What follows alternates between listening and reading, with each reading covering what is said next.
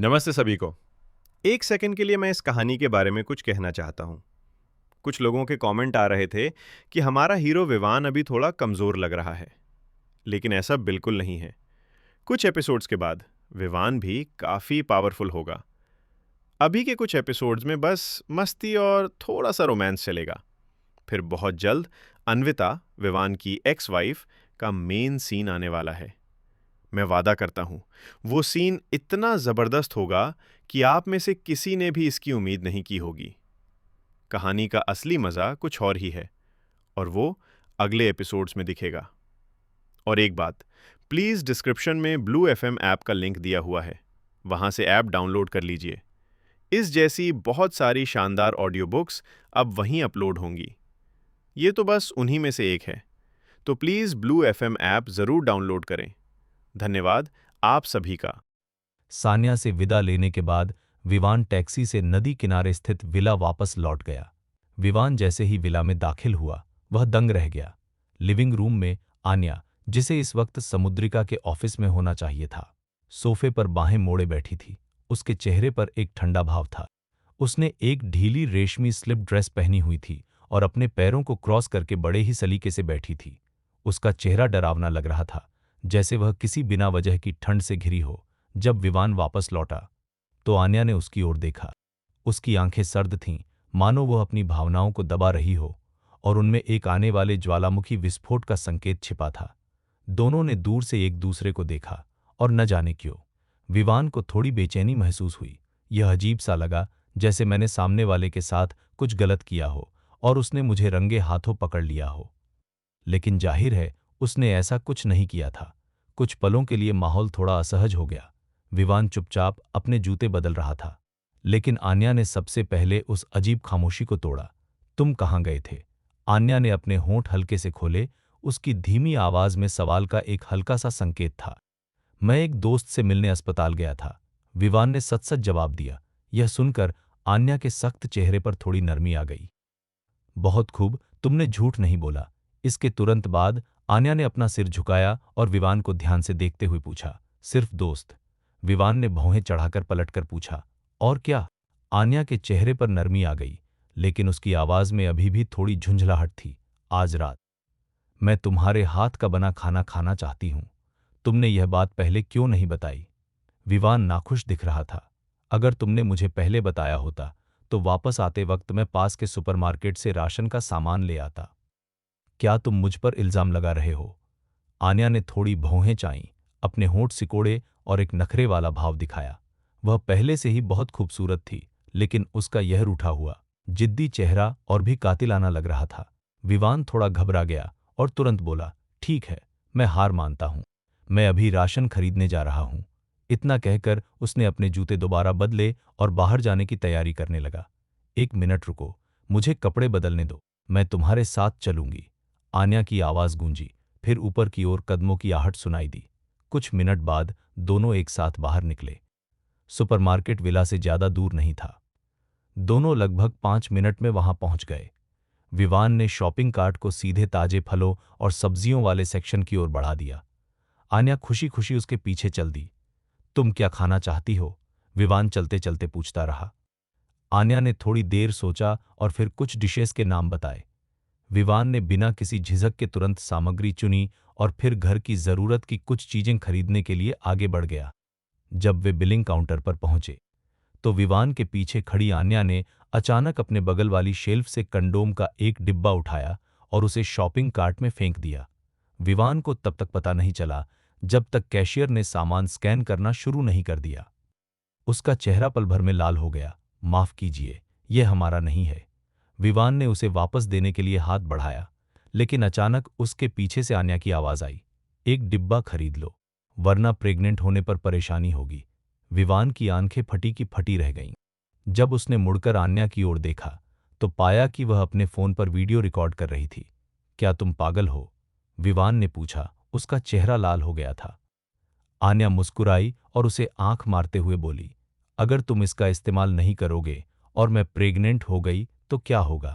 क्या तुम मुझसे इसलिए शादी करना चाहते हो क्योंकि मैं प्रेग्नेंट हूं? लेकिन तुम्हारा अभी तक तलाक नहीं हुआ है। आन्या की आवाज तेज नहीं थी, लेकिन लेडी कैशियर और उसके पीछे लाइन में खड़े लोगों ने सुन लिया। अचानक विवान की ओर सबकी निगाहें कुछ अजीब सी हो गईं। विवान को अपने चेहरे पर तेज गर्मी महसूस हो रही थी। बिना आईने में देखे भी वह बता सकता था कि उसका चेहरा शर्म से लाल हो गया होगा। सुपरमार्केट से निकलने के बाद विवान अपने गुस्से को और नहीं रोक सका। आन्या, तुमने अभी क्या कहा था?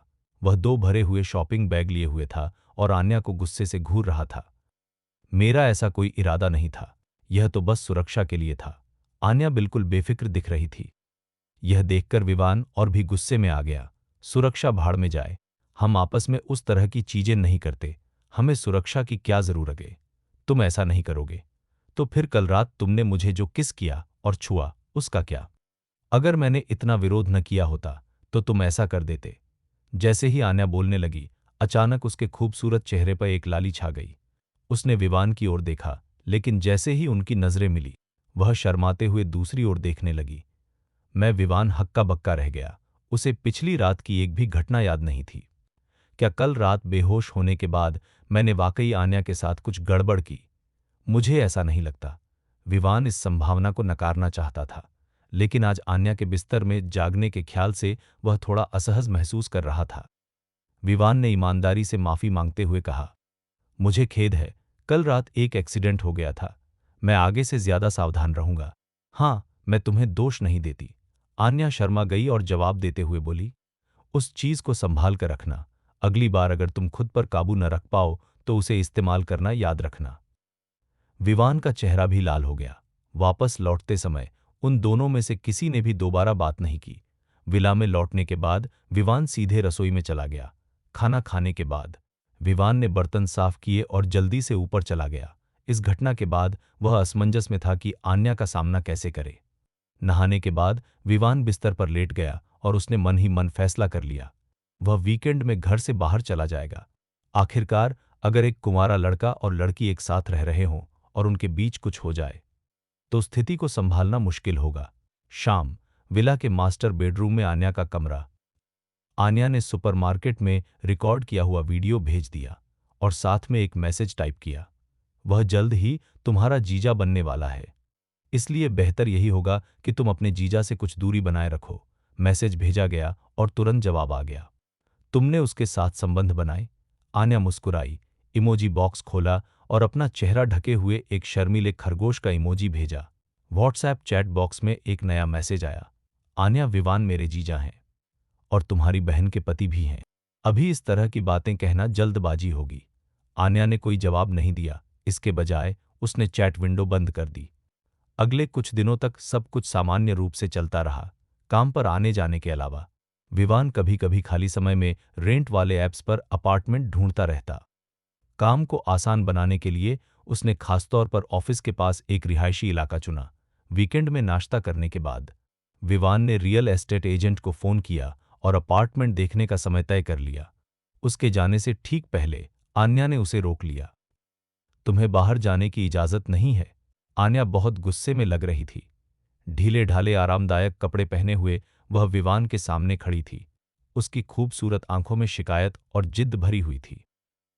अगर तुमने यहां से जाने की हिम्मत की तो मैं, आन्या ने काफी देर तक सोचा लेकिन उसे कोई धमकी भरा जवाब सूझ नहीं पाया, इसलिए उसने दांत पीसते हुए कहा, अगर तुमने यहां से जाने की हिम्मत की तो मैं भूख हड़ताल पर बैठ जाऊंगी और भूखी मर जाऊंगी।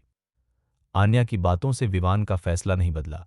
वह अजीब सी निगाहों से आन्या को घूरता रहा। आन्या का चेहरा इतनी तेजी से लाल हो गया कि यह साफ दिखाई दे रहा था। काफी देर बाद विवान ने धीरे से आह भरी। उसने हाथ बढ़ाकर आन्या के सिर को सहलाया, मानो वह एक समझदार बड़े भाई की तरह उसे समझा रहा हो।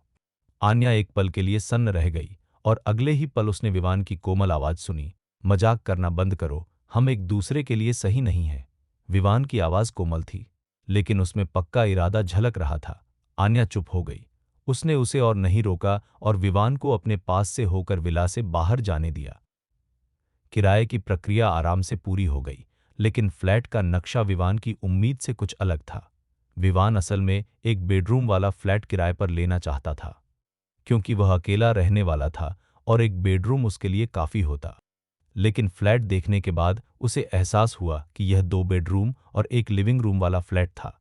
रियल एस्टेट एजेंट भी थोड़ा कंफ्यूज था और बाद में उसे पता चला कि कागजों में कुछ गड़बड़ी थी। उसने गलती से 2 बेडरूम वाले फ्लैट को एक बेडरूम वाला समझ लिया था। विवान ने ज्यादा संकोच नहीं किया। एजेंट के साथ रेंट एग्रीमेंट पर साइन करने के बाद उसने सामान पैक करना शुरू कर दिया।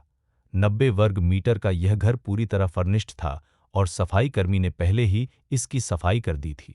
विवान ने बस इसे थोड़ा सा व्यवस्थित किया और फिर टैक्सी लेकर रिवर साइड विला वापस चला गया।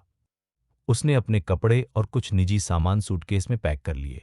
आन्या ने विवान को उसके किराए के फ्लैट तक छोड़ने की पहल की और उसके साथ कुछ बिस्तर, चादरें और घर का दूसरा सामान खरीदने गई। जब तक उन्होंने काम खत्म किया तब तक अंधेरा होने लगा था। यह देखकर कि आन्या ने पूरा दिन उसके साथ बिताया था, विवान को थोड़ा बुरा लगा, इसलिए उसने पहल करते हुए आन्या को खाना खिलाने का फैसला किया। उन्होंने जिस जगह खाना खाया वह किराए के फ्लैट के पास एक हॉट पॉट रेस्टोरेंट था। इत्तेफाक से जब वे दोनों वेटर के पीछे पीछे अपनी मेज पर गए तो उनकी मुलाकात अचानक अन्विता और समर से हो गई, जो उसी हॉट पॉट रेस्तरां में खाना खा रहे थे। अन्विता और समर बातें कर रहे थे और हंस रहे थे। माहौल बहुत अच्छा था, बिल्कुल एक प्रेमी जोड़े की तरह। उनकी निगाहें सिर्फ एक दूसरे पर टिकी थीं। जब अन्विता की नज़र अनजाने में बगल की मेज पर बैठे विवान पर पड़ी तो उसकी निगाहें थोड़ी सी डगमगा गईं। उसने विवान के साथ खड़ी महिला पर एक नज़र डाली और लगभग तुरंत ही आन्या को पहचान लिया। समुद्रिका ग्रुप की प्रेसिडेंट आन्या दरअसल विवान के साथ हॉट पॉट खा रही थी। अन्विता के चेहरे पर अविश्वास का भाव दिखाई दिया। समर ने भी अन्विता की आंखों में आए बदलाव को देखा, इसलिए उसने जिज्ञासावश अपना सिर घुमाकर उसकी ओर देखा। वह आन्या को नहीं जानता था, लेकिन उसका स्वभाव, रूप और कदकाठी उसे अभी भी हैरान कर रही थी। समर की आंखों में जलन की एक झलक दिखाई दी, लेकिन उसने इसे अच्छी तरह से छिपा लिया। उसने अन्विता की ओर मुड़कर देखा, जो आन्या को हैरानी से घूर रही थी, और धीरे से उसे दिलासा देते हुए कहा, अन्वी, विवान और वह शायद सिर्फ साधारण दोस्त हैं, इसके बारे में ज्यादा मत सोचो। अन्विता ने नजरें फेर ली, लेकिन उसके चेहरे से मुस्कान गायब हो गई। उनका रिश्ता क्या है, इससे मुझे कोई लेना देना नहीं है। मैंने अपनी मां से पहले ही वादा कर दिया है कि मैं उससे तलाक ले लूंगी। आह, विवान ने हद पार कर दी। अगर उसने विनम्रता दिखाते हुए तुमसे माफी मांग ली होती तो बात यहां तक नहीं पहुंचती। अन्वी, मुझे लगता है कि तुम दोनों ही अपनी शादी की इस हालत के लिए जिम्मेदार हो। उसका तुम पर भरोसा न करना और तुम्हें न समझना गलत है। वह दूसरी महिलाओं के साथ घुल-मिल रहा है और तुम्हारी भावनाओं की परवाह नहीं कर रहा। यह भी गलत है। तुम्हारी गलती यह थी कि तुम उसके प्रति बहुत नरम थी, जिसकी वजह से उसने तुम्हें हल्के में लिया। लेकिन अब सब कुछ बीत चुका है, इसलिए सब वक्त पर छोड़ दो। शायद एक दिन वह बाहर मौज मस्ती करने के बाद तुम्हारे पास लौट आएगा। समर ने अपना सिर हिलाया और धीरे से आह भरी अन्विता की ओर से नाराजगी जताते हुए। समर के सांत्वना भरे शब्दों को सुनकर अन्विता को अजीब सी निराशा और शिकायत महसूस हुई, लेकिन जल्द ही यह निराशा और शिकायत गुस्से में बदल गई। अन्विता का चेहरा गुस्से से लाल हो गया और उसने ताना मारते हुए कहा, अगर वह मेरे पास वापस आ भी जाए तो क्या? मैं कोई कबाड़ी नहीं हूं जो हर तरह का कचरा उठाती फिरूं। समर ने फिर आह भरी। अफसोस, कहते हैं ना कि किसी चीज की कीमत तभी समझ आती है जब वो खो जाती है। उम्मीद है विवान को यह बात जल्द समझ आ जाएगी। हालांकि वे बगल वाली मेज पर बैठे थे, लेकिन विवान और आन्या दोनों ने ही अन्विता और समर पर ध्यान नहीं दिया। हॉट पॉट रेस्टोरेंट थोड़ा शोरगुल वाला था और वे बगल की मेज पर बैठे अन्विता और समर के बीच की बातचीत बिल्कुल भी नहीं सुन पा रहे थे। वे दोनों दोपहर भर व्यस्त रहे थे और भूखे थे। गर्मा गर्म खाना परोसे जाने और खाना पकने के बाद दोनों ने अपने भोजन का आनंद लेना शुरू कर दिया। खाने के दौरान विवान ने ठंडी बियर की एक बोतल और ठंडा नारियल पानी की एक बोतल भी मंगवाई। आन्या, आज की तुम्हारी मेहनत के लिए शुक्रिया। विवान ने अपने लिए एक बियर डाली और आन्या के सम्मान में अपना गिलास उठाया। आन्या ने मुस्कुराते हुए अपना नारियल पानी उठाया और उसे विवान के गिलास से टकरा दिया।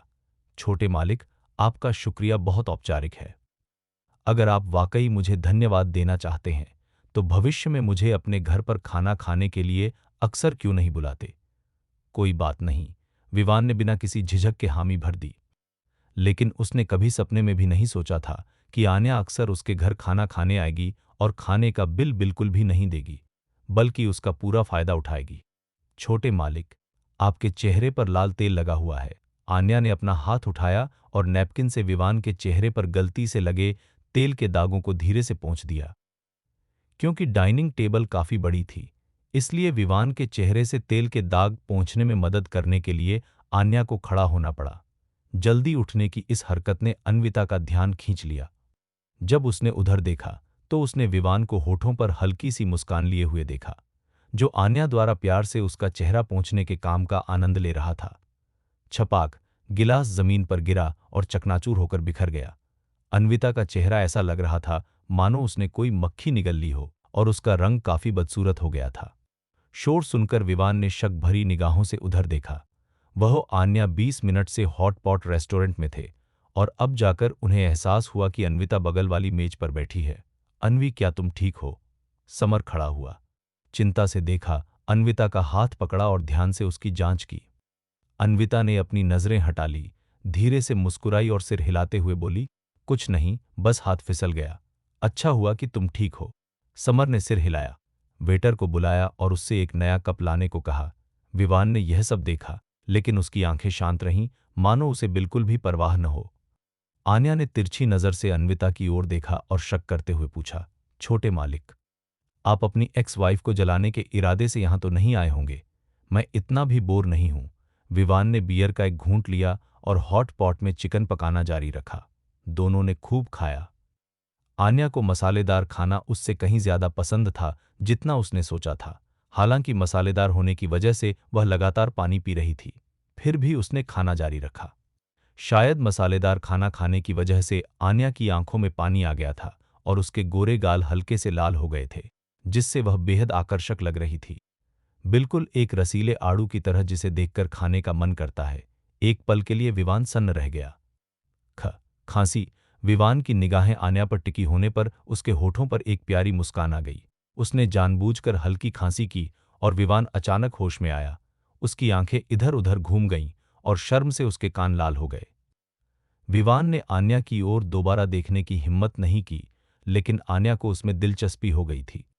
उसने अपनी ठुड्डी हाथों पर टिकाई, अपना सिर झुकाया और मुस्कुराते हुए विवान को देखा। छोटे मालिक, क्या आप शर्मा रहे हैं? इसमें शर्माने की क्या बात है? यह सुनकर विवान ने आन्या की ओर आंखें घुमाई और फिर बात बदलते हुए कहा, कंपनी की प्रेसिडेंट के रूप में आपको अपने कामों में अधिक समझदार होना चाहिए। मेरे साथ क्या दिक्कत है? आन्या उलझन में दिख रही थी। हमारे बिजनेस मैनेजर मेहनती और दयालु हैं, तो आप बिना किसी कारण के उनके बोनस से 2000 रुपए क्यों काट रही हैं?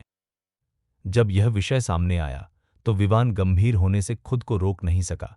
मैनेजर तिवारी की उम्र सिर्फ 35 साल है। उनकी पत्नी 2 बच्चों की देखभाल के लिए घर पर ही रहती हैं। घर के खर्चे, कार लोन और घर की ईएमआई का सारा बोझ उन्हीं पर है। 2000 रुपए शायद तुम्हारे लिए कोई बड़ी रकम न हो, लेकिन उसके लिए यह उसके परिवार के पूरे महीने के राशन का खर्च हो सकता है। बिजनेस डिपार्टमेंट में काम करने के दौरान उसने अपने सहकर्मियों के हालात को काफी करीब से समझा था। खासकर बिजनेस डिपार्टमेंट के मैनेजर तिवारी, जो 35 साल के हैं, काबिल हैं, मेहनती हैं और हर मामले में बेहतरीन हैं। लेकिन सबसे बड़ी बात यह है कि वह अपनी पत्नी से बहुत प्यार करते हैं, अपने परिवार की परवाह करते हैं और उनके संस्कार बहुत अच्छे हैं। कई बार जब विवान ने कंपनी की कैंटीन में खाना खाया तो उसने देखा कि मैनेजर तिवारी कैंटीन का खाना नहीं खाते थे, बल्कि घर से लाया हुआ अपना टिफिन माइक्रोवेव में गर्म करके खाते थे। उनकी तनख्वाह अच्छी खासी है, लेकिन वह बहुत सोच समझकर खर्च करते हैं। आखिरकार वह अपनी कमाई का एक एक पैसा अपने परिवार के लिए बचाना चाहते हैं। वह एक बहुत ही नेक इंसान है। 2000 रुपये कोई बहुत बड़ी रकम नहीं है, लेकिन मैनेजर तिवारी के लिए यह कोई छोटी रकम भी नहीं है। विवान ने मैनेजर तिवारी के हालात के बारे में संक्षेप में बताया। सुनने के बाद आन्या ने गंभीरता से सिर हिलाया और उसे भरोसा दिलाते हुए कहा, चिंता मत करो छोटे मालिक, मैं बाद में उनके बोनस की भरपाई कर दूंगी। यह अच्छी बात है कि तुमने अपनी गलती मानी और उसे सुधारने का फैसला किया। इनाम के तौर पर यह लो। यह देखकर विवान मुस्कुराया और उसने चिकन का एक पका हुआ टुकड़ा आगे बढ़ाया। उसका इरादा था कि वह चिकन को आन्या की प्लेट में डाल दे, लेकिन आन्या ने शायद गलतफहमी में सीधे उसकी ओर अपना मुंह खोल दिया। विवान धर्मसंकट में पड़ गया। हालांकि वह साफ कांटे का इस्तेमाल कर रहा था, लेकिन फिर भी वह इसे खुद खाने वाला था। आह, छोटे मालिक ने जो चिकन पकाया है वह इतना कुरकुरा है कि उसका स्वाद मेरे द्वारा पकाए गए चिकन से कहीं बेहतर है। विवान के हाथ से खिलाए गए चिकन के टुकड़े को आन्या ने मजे से खाया और मुस्कुराते हुए अपनी आंखें सिकोड़कर चबाने लगी। इस हरकत पर विवान थोड़ा शर्मा गया। खटाक! तभी बगल वाली मेज से जोरदार आवाज आई। विवान ने अपना सिर घुमाया और अन्विता को देखा। उसका चेहरा गुस्से से लाल था, उसका दाहिना हाथ मेज पर पटका हुआ था और उसकी हथेली के नीचे स्टील का कांटा और चम्मच दबे हुए थे। पहले अन्विता जानबूझकर विवान को नजरअंदाज कर रही थी, लेकिन अब वह खुद को रोक नहीं पा रही थी। उसने विवान को घूरकर देखा, उसकी आंखों में गुस्सा भरा हुआ था। विवान ने अन्विता की गुस्से भरी निगाहों का सामना किया, अपनी भौहें चढ़ाईं और तुरंत नजरें हटा ली। आन्या ने पीछे मुड़कर नहीं देखा, लेकिन विवान की प्रतिक्रिया से उसने कुछ हद तक अंदाजा लगा लिया कि क्या हो रहा है। विवान, कल रात तुम्हारी काफी थकान भरी रही होगी। लो ये प्रॉन्स खाओ, इनसे तुम्हें ताकत मिलेगी। आन्या ने जानबूझकर जोर से कहा और उसी समय वेटर द्वारा लाए गए फ्राइड प्रॉन्स उठाए। उसने अपने कांटे से एक पीस उठाया और उसे विवान के मुंह के पास ले गई। विवान थोड़ा हैरान था। रात थकान भरी रही।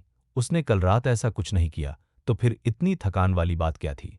वह आन्या को हैरानी से घूर रहा था, जबकि आन्या ने शरारती अंदाज में उसे आंख मारी, मानो उसे जल्दी से अपना मुंह खोलने का इशारा कर रही हो। विवान ने बिना किसी कारण के वह प्रॉन खा लिया और उसे ताज्जुब हुआ कि वह बहुत नरम, ताज़ा और मसालों की खुशबू से भरपूर था। यह वाकई बहुत स्वादिष्ट था। अन्विता ने यह पूरा नज़ारा देखा और उसका चेहरा और भी बिगड़ गया। यह देखकर उसके सामने बैठा समर उठ खड़ा हुआ और बगल वाली मेज पर बैठे विवान की ओर बढ़ गया। उसने विवान की ओर नीचे देखते हुए हिकारत भरे लहजे में कहा, विवान, तुमने हद पार कर दी है। क्या तुम बीमार हो? विवान ने उसकी ओर एक नज़र डाली। उसके चेहरे पर झुंझलाहट के भाव थे। उसने समर के लिए कोई परेशानी खड़ी नहीं की, लेकिन समर खुद ही उसे उकसाने आ गया। क्या ये लोग यह सोचते हैं कि विवान बहुत कमज़ोर है, जिसे दबाना बहुत आसान है? क्या तुम सान्या को डेट नहीं कर रहे थे? अब तुम इस महिला के साथ इतने खुलेआम क्यों चिपक रहे हो?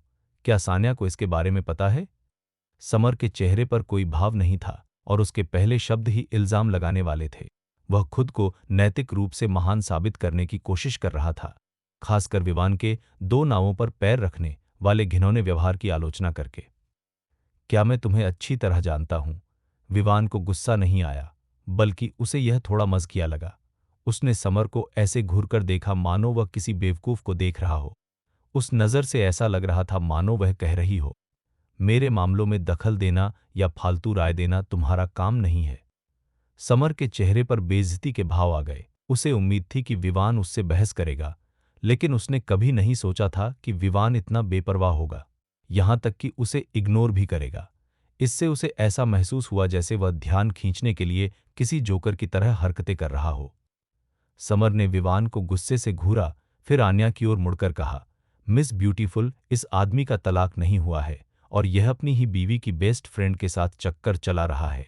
ऐसे आदमी पर ध्यान देने की कोई जरूरत नहीं है। आन्या चौंक गई। क्या इसकी बीवी है? उसने विवान की ओर देखा। उसकी आंखों में अविश्वास भरा हुआ था। विवान ने आंखें घुमाई।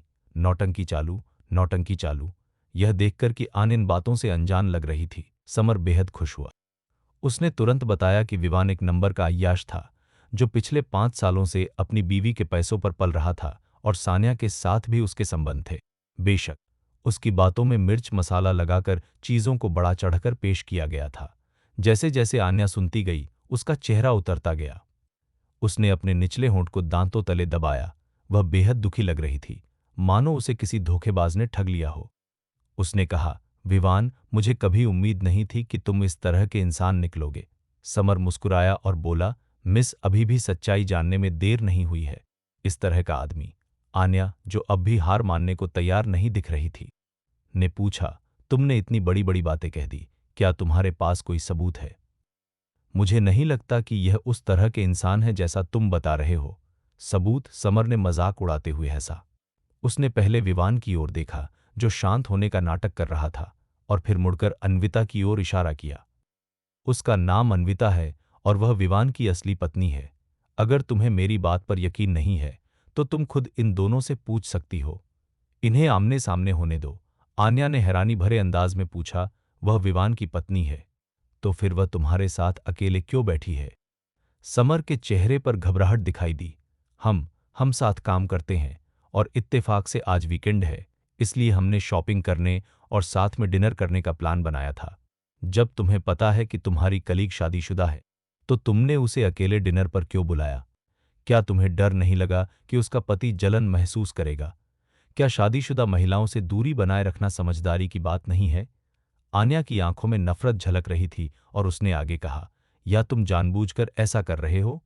तुम जानबूझकर शादीशुदा औरतों पर डोरे डाल रहे हो, उनके पतियों को जला रहे हो, उनके घर तोड़ रहे हो ताकि तुम उनकी जगह ले सको। ए लालची औरत, ये क्या बकवास कर रही हो?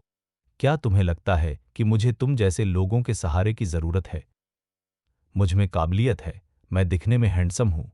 मैं जैसे ही आन्या ने उसकी दुखती रग पर हाथ रखा, समर के चेहरे के भाव तुरंत बदल गए।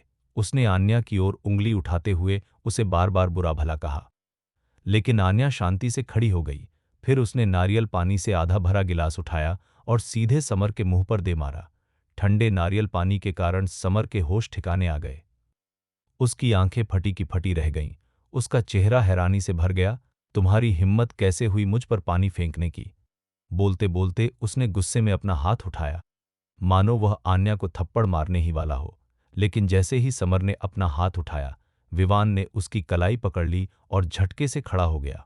समर ने चाहे कितनी भी कोशिश की, उसका चेहरा लाल हो गया था, लेकिन वह अपनी कलाई छुड़ा नहीं सका। समर का चेहरा डरावना हो गया था और उसने गुस्से में कहा, विवान, तुम्हारा मतलब क्या है? यह वो इंसान नहीं है जिसे तुम छू सको। विवान की आंखें एकदम सर्द थीं। अचानक जोर लगाने पर समर 2 कदम पीछे लड़खड़ाया। उसका पैर फिसला और वह जमीन पर गिर गया। इस नज़ारे ने रेस्टोरेंट में मौजूद कई लोगों का ध्यान खींच लिया। सबकी निगाहें उस पर टिक गईं।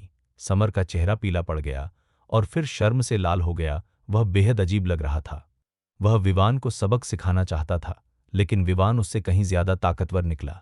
अगर वे सचमुच लड़ते तो पक्का हार उसी की होती। समर, क्या तुम ठीक हो? इसी पल अन्विता उठी और घबराते हुए उसके पास आकर उसे उठाने में मदद करने लगी। समर ने एक जहरीली मुस्कान के साथ कहा, अन्वी, मैं ठीक हूं। मैं तो बस विवान को समझाने में तुम्हारी मदद करना चाहता था, लेकिन मुझे उम्मीद नहीं थी। चिंता मत करो, मैं तुम्हें किसी को भी धमकाने नहीं दूंगी। अन्विता की आंखें ठंडी पड़ गईं। वह विवान की ओर बढ़ी, अपना हाथ उठाया और उसके गाल पर एक जोरदार तमाचा जड़ दिया। विवान, समर तो बस तुम्हें समझाने की कोशिश कर रहा था। तुमने उस पर हाथ कैसे उठाया? मैं तुम्हें हुक्म देती हूं कि तुम अभी जाओ और समर से माफी मांगो। अन्विता ने विवान को गुस्से से देखा। चटाक! अन्विता के मुंह से शब्द निकले ही थे कि एक गोरे, कोमल हाथ ने उसके घमंडी चेहरे पर एक जोरदार तमाचा जड़ दिया। वह सन्न रह गई। उसने आन्या की ओर मुड़कर देखा, जिसका चेहरा बर्फ की तरह ठंडा पड़ा था। प्रेसिडेंट आन्या, आप? अन्विता को कुछ समझ नहीं आ रहा था। उसे समझ नहीं आ रहा था कि आन्या उसे क्यों मारेगी। मिस अन्विता, विवान मेरा दोस्त है। तुम्हें उसके साथ ऐसा बर्ताव करने की हिम्मत किसने दी? आन्या का खूबसूरत चेहरा एकदम सख्त हो गया था। आखिर वह अरबों का कारोबार करने वाली एक लिस्टेड कंपनी की प्रेसिडेंट थी। रूप, रंग, स्वभाव और हैसियत के मामले में वह अन्विता से कहीं ऊपर थी। हालांकि अन्विता को आन्या के सामने थप्पड़ पड़ा था, लेकिन उसने जरा सी भी नाराजगी दिखाने की हिम्मत नहीं की। आज के समाज में सबसे ज्यादा मायने पारिवारिक बैकग्राउंड और हैसियत रखती है। आन्या इस वक्त बहुत गुस्से में थी। अन्विता समझ गई थी कि अगर उसने पलटवार करने या जरा सा भी गुस्सा दिखाने की गुस्ताखी की, तो उसका और वर्मा परिवार का बर्बाद होना तय है। आन्या मैम, आपने गलत समझा। विवान, वो मेरे पति हैं। अन्विता ने थोड़ा झुकते हुए सफाई दी। आन्या ने ताना मारते हुए कहा, तुम्हारे पति? मिस अन्विता, क्या तुम मुझसे मजाक कर रही हो? तुमने कहा कि विवान तुम्हारे पति हैं, लेकिन अभी अभी जब वो दोगला आदमी तुम्हारे पति को उकसाने आया, तो तुमने उसे रोकने की कोशिश क्यों नहीं की? अब जब तुम्हारे पति ने उस नाटकबाज को सबक सिखा दिया, तो तुम उसके पास जाकर गुस्से में उसका बचाव करने के लिए बेताब हो रही हो। मुझे तो लगता है कि विवान तुम्हारे पति नहीं है, वो घटिया नाटकबाज आदमी ही तुम्हारा पति है ना? आन्या के तीखे तानों ने अन्विता को चुप करा दिया। उसके चेहरे पर उलझन साफ दिख रही थी। वह समझाना चाहती थी, लेकिन उसे कोई सही बहाना नहीं सूझ रहा था। आखिरकार वहां से जाने से पहले वह केवल अपना सिर झुकाकर आन्या से माफी मांग सकी। रुको, विवान ने उसे पुकारा। अन्विता ने विवान की ओर मुड़कर देखा। उसकी आंखों में निराशा और शक था, लेकिन सबसे ज्यादा गुस्सा था। अगर विवान न होता तो वह आन्या को नाराज क्यों करती? आखिरकार इस पूरी स्थिति के लिए विवान ही पूरी तरह से जिम्मेदार है। चटाक, बिना कुछ कहे विवान ने अपना हाथ उठाया और अन्विता के चेहरे पर एक जोरदार थप्पड़ रसीद कर दिया। 2 बार थप्पड़ खाने के बाद अन्विता का चेहरा एकदम पीला पड़ गया। उसने दांत पीसते हुए, आंखें लाल करते हुए विवान को गुस्से से घूरते हुए कहा, विवान, तुम्हारी हिम्मत कैसे हुई मुझे मारने की? तो क्या हुआ अगर मैंने तुम्हें मारा? विवान की आंखें ठंडी और तीखी हो गईं। क्या तुम्हें लगता है कि मैं तुम्हारे हाथों से सबके सामने थप्पड़ खाने के लिए ही बना हूं? या तुम्हें लगता है कि सिर्फ तुम्हारी अन्विता वर्मा की इज्जत मायने रखती है, जबकि मेरी इज्जत को पैरों तले रौंदा जा सकता है? क्या तुम्हारे माँ बाप ने तुम्हें कभी दूसरों की इज्जत करना नहीं सिखाया? विवान की बातों से अन्विता थोड़ी हैरान रह गई। उसे उम्मीद नहीं थी कि विवान, जो हमेशा उसके प्रति इतना नरम और सहनशील रहा था, उसके बारे में ऐसी बात कहेगा। गुस्से की जगह अब दुख ने ले ली। अन्विता की आंखों में आंसू भर आए और उसकी आवाज थोड़ी लड़खड़ा गई। तुमने पहले कभी मेरे साथ ऐसा बर्ताव नहीं किया था।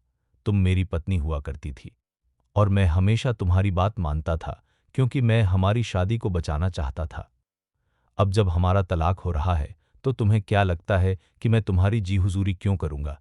विवान का चेहरा भावहीन था और वह अन्विता को ऐसे घूर रहा था मानो वह कोई अजनबी हो। अन्विता, मेहरबानी करके अब से मुझसे दूर रहो। तुम्हें देखकर ही मुझे घिन आती है। अन्विता कुछ कहना चाहती थी, लेकिन विवान दहाड़ते हुए बोला, दफा हो जाओ तुम। अन्विता ने अपने दांत भींचे, लेकिन उसने पलटवार करने की हिम्मत नहीं की, क्योंकि आन्या अभी भी पास ही खड़ी थी। उसने विवान को गुस्से से घूरा, फिर पीछे मुड़े बिना तेजी से चली गई। यह देखकर समर तुरंत उसके पीछे पीछे चल दिया। हालांकि जैसे ही वह विवान के पास से गुजरने वाला था, उसने जानबूझकर अपनी आवाज धीमी कर ली और कहा, विवान, मुझे तुम्हारा शुक्रिया अदा करना चाहिए, क्योंकि तुम्हारी वजह से अन्वी बिना किसी गिल्ट के मेरे साथ रहेगी।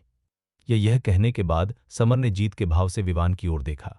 वह विवान के चेहरे पर उदासी, पछतावा या गुस्सा देखना चाहता था। उसे निराशा हुई, क्योंकि विवान ने उसकी उकसाने वाली बातों पर बस एक फीकी मुस्कान दे दी।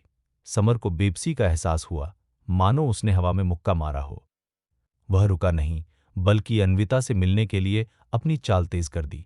उन 2 घटिया लोगों के चले जाने के बाद आन्या ने तुरंत अपनी गलती स्वीकार करने की पहल की। छोटे मालिक की, मुझे माफ कर दीजिए, मेरी वजह से ही आपको बेवजह थप्पड़ पड़ा।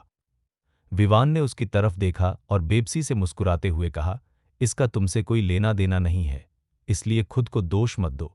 यह देखकर कि विवान उससे नाराज नहीं है, आन्या खुद को शिकायत करने से नहीं रोक पाई। छोटे मालिक, लोगों को चुनने में आपकी पसंद बहुत ही खराब है। आप अन्विता जैसी अंधी औरत से शादी कैसे कर सकते हैं? और आप उसके साथ 5 साल से हैं। अगर मैं होती तो उसे 800 साल पहले ही घर से निकाल देती। आन्या की शिकायतों के सामने विवान के पास कोई जवाब नहीं था। आखिरकार आन्या सच ही तो कह रही थी, अन्विता सचमुच अंधी थी। अगर वह अंधी नहीं होती तो वह यह कैसे नहीं देख पाती कि समर जानबूझकर बुरे इरादों से उसके पास आ रहा था। छोटे मालिक, आप मेरे बारे में क्यों नहीं सोचते? मुझे लगता है कि मैं अन्विता से हर मामले में बेहतर हूं। इसके अलावा मैं बहुत वफादार हूं और अपने पति के अलावा किसी और मर्द के साथ कभी भी फ्लर्ट नहीं करूंगी। जैसे जैसे आन्या बोलती गई, उसकी खूबसूरत गुलाबी आंखों में उम्मीद की एक चमक दिखाई दी। विवान ने हाथ बढ़ाकर उसके बालों को सहलाया, फिर मुस्कुराते हुए कहा, मैं तुम्हें छोटी बहन की तरह मानने के बारे में सोच सकता हूं। आन्या ने थोड़ा मुंह बनाते हुए कहा, बहन कभी भी पत्नी जितनी खास नहीं होती। अगर आपको लगता है कि चीजें बहुत तेजी से आगे बढ़ रही हैं, तो मैं पहले आपकी गर्लफ्रेंड बन सकती हूं। बस करो। मैं अभी डेटिंग के बारे में नहीं सोच रहा हूं। विवान ने साफ इनकार कर दिया। आन्या उदास दिखी और धीरे से आप भरी, ठीक है, छोटी बहन ही सही। अगर मैं मेहनत करती रहूंगी तो बाद में भाभी बन जाऊंगी। आन्या की इन बेशर्मी भरी बातों को सुनकर विवान को शर्म आ गई। उसे पूरी तरह समझ नहीं आया, आखिर इतनी बड़ी कंपनी की मालकिन उसके सामने एक नादान बच्ची की तरह बर्ताव क्यों करती है। जिस अपार्टमेंट कॉम्प्लेक्स में किराए का घर था, उसके नीचे विवान ने आन्या को गाड़ी से जाते हुए देखा। वह बिल्डिंग के अंदर जाने के लिए मुड़ा, लेकिन उसी पल एक काली ऑडी अचानक गेट पर आ रुकी। कार का दरवाजा खुला और अन्विता बाहर निकली और तेजी से उसके पीछे आई। विवान रुको। पीछे से अन्विता की आवाज सुनकर विवान ने तुरंत माथे पर शिकन ला दी। यह औरत वाकई बहुत जिद्दी है। उसने पीछे मुड़कर देखा और उसे ताज्जुब हुआ कि इस बार अन्विता उस कमीने समर के साथ नहीं थी। अन्विता ने विवान का रास्ता रोक दिया और रूखे लहजे में पूछा, विवान, तुम समुद्रिका की प्रेसिडेंट आन्या से कब मिले थे? इससे तुम्हें क्या लेना देना? मैं तुम्हें क्यों बताऊं? विवान ने अपनी भौहें और चढ़ा लीं। अन्विता को यह पता होना नामुमकिन था कि वह कहाँ रह रहा है। जिस तरह से उसने उसे ढूंढ निकाला, उससे साबित होता है कि वह लगातार उसका पीछा कर रही थी। अन्विता की आंखों में एक चमक आई। क्या तुम्हें तलाक नहीं चाहिए? मैं मान सकती हूं, लेकिन पहले तुम्हें मेरे कुछ सवालों के जवाब देने होंगे। उनके जवाब देने के बाद मैं सोमवार को तुम्हारे साथ कोर्ट चलूंगी ताकि तलाक की प्रक्रिया पूरी हो सके। विवान एक पल के लिए रुका, फिर बोला, आन्या और मैं उस दिन मिले थे जब तुम समर को घर लेकर आई थी। यह सुनकर अन्विता ने थोड़ा माथा सिकोड़ा और बुदबुदाई। जिसके बारे में आन्या बात कर रही थी, वो तुम ही हो। क्या तुम्हारे कोई और सवाल हैं? विवान को थोड़ी नींद आ रही थी। वह दिन भर व्यस्त रहा था और अन्विता के साथ समय बर्बाद नहीं करना चाहता था। जिस तरह से उसने तुम्हारे साथ अकेले में डिनर किया, उससे पता चलता है कि तुम्हारा रिश्ता ठीक ठाक है।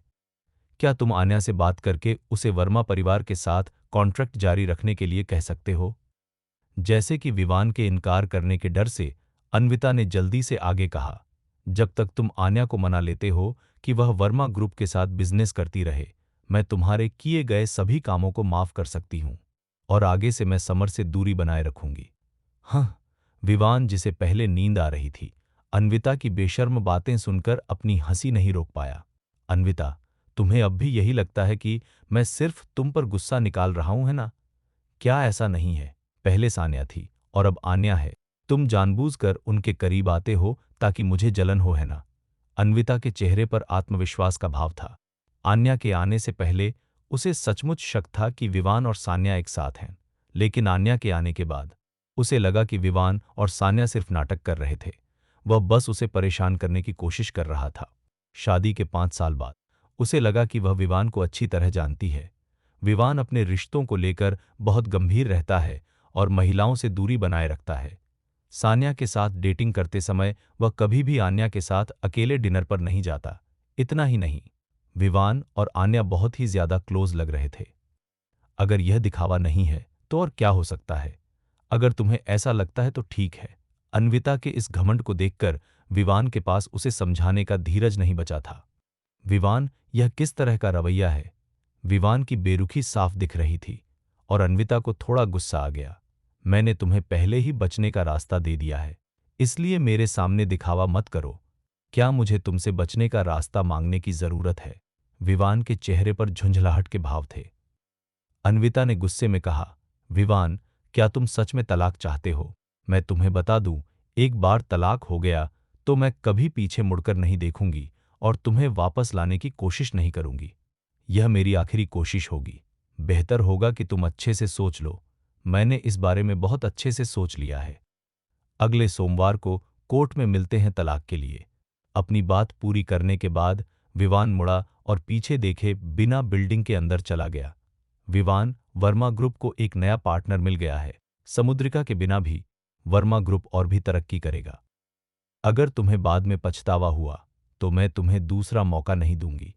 अन्विता की धमकी भरी आवाज पीछे से आई, लेकिन विवान पीछे नहीं मुड़ा, बल्कि वह और दूर चलता चला गया। अन्विता के चेहरे पर काफी बुरा सा भाव आ गया। वह स्ट्रीट लाइट के नीचे खड़ी रही और काफी देर तक विवान की दूर जाती हुई परछाई को देखती रही। विवान के पूरी तरह ओझल हो जाने के बाद ही वह मुड़ी और गुस्से में कार में बैठकर निकल गई। अगले दिन हरीश वर्मा ने समर को रात के खाने के लिए अपने घर बुलाया। अपनी पहली मुलाकात के लिए समर बहुत सारे महंगे हेल्थ सप्लीमेंट्स लेकर आया, लेकिन फिर भी हरीश वर्मा और सुषमा वर्मा का रवैया उसके प्रति ठंडा ही रहा। खाने की मेज पर हरीश वर्मा ने सीधे मुद्दे की बात की। समर, मैंने अन्वी से सुना है कि तुम्हारे चाचा डिंग साहब हमारे वर्मा ग्रुप के बिजनेस में इन्वेस्ट करना चाहते हैं। जी हाँ, अंकल, मेरे चाचा जी की रियल एस्टेट कंपनी में थोड़ी मंदी आ गई है, इसलिए वे दूसरे बिजनेस में इन्वेस्ट करना चाहते हैं। इसी वजह से मैंने उन्हें खास तौर पर वर्मा ग्रुप की सलाह दी है। वह कितना इन्वेस्ट करना चाहते हैं? लगभग 100 करोड़। समर ने सच सच जवाब दिया। इस रकम ने हरीश वर्मा का भी मन ललचा दिया। 100 करोड़ कैश में, यह कोई छोटी रकम नहीं है। हालांकि वर्मा ग्रुप की मौजूदा मार्केट वैल्यू 1000 करोड़ है, लेकिन यह केवल कागजी कीमत है। असली कैश फ्लो केवल 10 करोड़ से थोड़ा ज्यादा है। इसके अलावा 10 करोड़ से ज्यादा की इस राशि को छुआ नहीं जा सकता। हरीश वर्मा गहरी सोच में डूब गए और उनकी आंखों में चमक आ गई। वह एक दशक से भी ज्यादा समय से वर्मा फैमिली का बिजनेस चला रहे थे और उन्होंने अन्विता को 5 सालों तक गाइड किया था। सच कहें तो वह लंबे समय से रिटायर होना चाहते थे। अगर उनके पास 100 करोड़ होते तो वे बिजनेस की बागडोर अन्विता को सौंप सकते थे और फिर अपनी पत्नी सुषमा के साथ शांति से रिटायर हो सकते थे। वर्मा ग्रुप की मार्केट वैल्यू 1000 करोड़ है। अगर तुम्हारे चाचा 100 करोड़ इन्वेस्ट करते हैं तो मैं उन्हें कंपनी के ज्यादा से ज्यादा 10% शेयर ही दे सकता हूं। हरीश वर्मा ने अपना जवाब दिया, लेकिन समर इस जवाब से साफ तौर पर खुश नहीं था। हालांकि वर्मा ग्रुप की कीमत 1000 करोड़ में है, लेकिन इसने समुद्रिका ग्रुप के साथ अपना कॉन्ट्रैक्ट खो दिया है। दूसरी बात, कंपनी की मुख्य दवाओं के अभी भी कुछ साइड इफेक्ट्स हैं। अगर दवाओं को आगे चलकर बेहतर नहीं बनाया गया तो उनके मार्केट से बाहर हो जाने का बहुत बड़ा खतरा है। इन हालात को देखते हुए वर्मा ग्रुप की मार्केट वैल्यू में गिरावट आना तय है।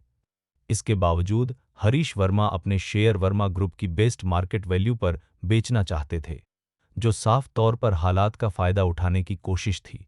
हरीश वर्मा एक चालाक लोमड़ी हैं, लेकिन समर भी कोई बेवकूफ नहीं है।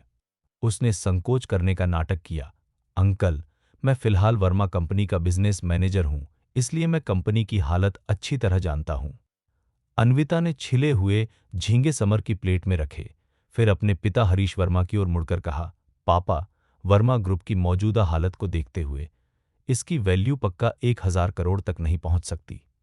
10% शेयर का आपका ऑफर साफ तौर पर गलत है।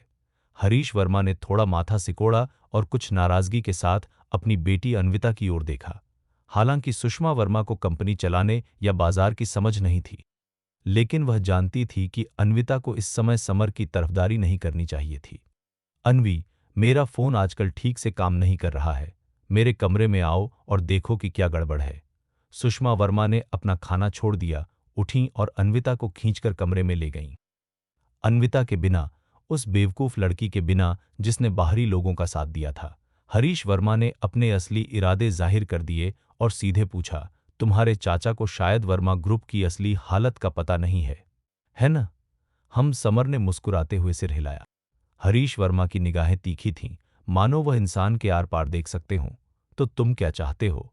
अंकल, आपने उस समय अन्वी के साथ मेरे रिश्ते का विरोध किया था क्योंकि आपको लगता था कि मैं उसके लायक नहीं हूं। अब मुझे भरोसा है कि मुझमें अन्वी का साथ देने और कंपनी चलाने में उसकी मदद करने की काबिलियत है।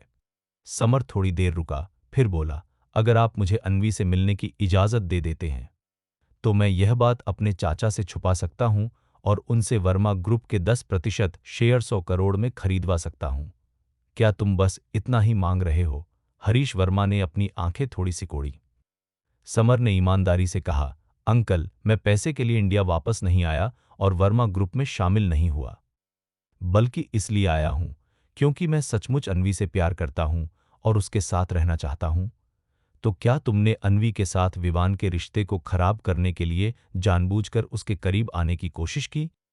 हरीश वर्मा ने नफरत भरी निगाहों से कहा, मेरे सामने अपना ढोंग बंद करो। मैं अन्वी जितना बेवकूफ नहीं हूं। मैं अच्छी तरह जानता हूं कि तुम्हारे दिमाग में क्या चल रहा है। अंकल, आपने गलत समझा है। समर अपनी सफाई देना चाहता था, लेकिन हरीश वर्मा सुनने के मूड में नहीं थे। उनकी बातों से समर की बोलती बंद हो गई। सफाई मत दो। अगर तुम सचमुच अन्वी से प्यार करते तो मैंने तुम्हें विदेश जाने के लिए जो 10 लाख रुपये दिए थे वो तुमने लिए ही क्यों होते? समर थोड़ा शर्मिंदा सा लग रहा था। उसके पास इसका कोई जवाब नहीं था। चिंता मत करो, अन्वी को इसके बारे में पता नहीं है। अगर तुम सच में काबिल हो तो मुझे अन्वी के साथ तुम्हारे रहने से कोई ऐतराज नहीं है। लेकिन काबिलियत सिर्फ बातों से नहीं दिखती, इसे अपने काम से साबित करना पड़ता है। तुम समझदार हो, तुम्हें मेरी बात समझ आ जानी चाहिए। यह सब सुनकर समर को बात समझ आ गई। उसने सिर हिलाकर कहा, अंकल चिंता मत कीजिए, मुझे पता है क्या करना है। जैसे ही आपके 500 करोड़ के 10% शेयर ट्रांसफर का एग्रीमेंट तैयार हो जाएगा, मैं उसे अपने चाचा को भेज दूंगा। मैं सोमवार तक एग्रीमेंट तैयार करवा लूंगा। अब जाओ और अपनी आंटी और अन्वी को खाने के लिए बुला लाओ। सभी जरूरी बातों पर चर्चा करने के बाद हरीश वर्मा ने और कुछ नहीं कहा। खाना खत्म करने के बाद अन्विता समर को गेट तक छोड़ने गई। पूरी तरह से बाहर जाने तक समर के चेहरे पर एक खुश मुस्कान थी। अन्वी, मैंने अभी अभी अंकल से हमारे बारे में बात की है और उन्हें हमारे साथ रहने पर कोई एतराज नहीं है। जब समर ने ये शब्द कहे तो अन्विता की आंखों में एक अजीब सी चमक दिखाई दी। उसने धीमी आवाज में हम कहा और कोई और प्रतिक्रिया नहीं दी। समर ने भौहें चढ़ाईं, लेकिन इस बारे में ज्यादा नहीं सोचा। आखिरकार वह अपनी योजना के 2 चरण पहले ही पूरे कर चुका था।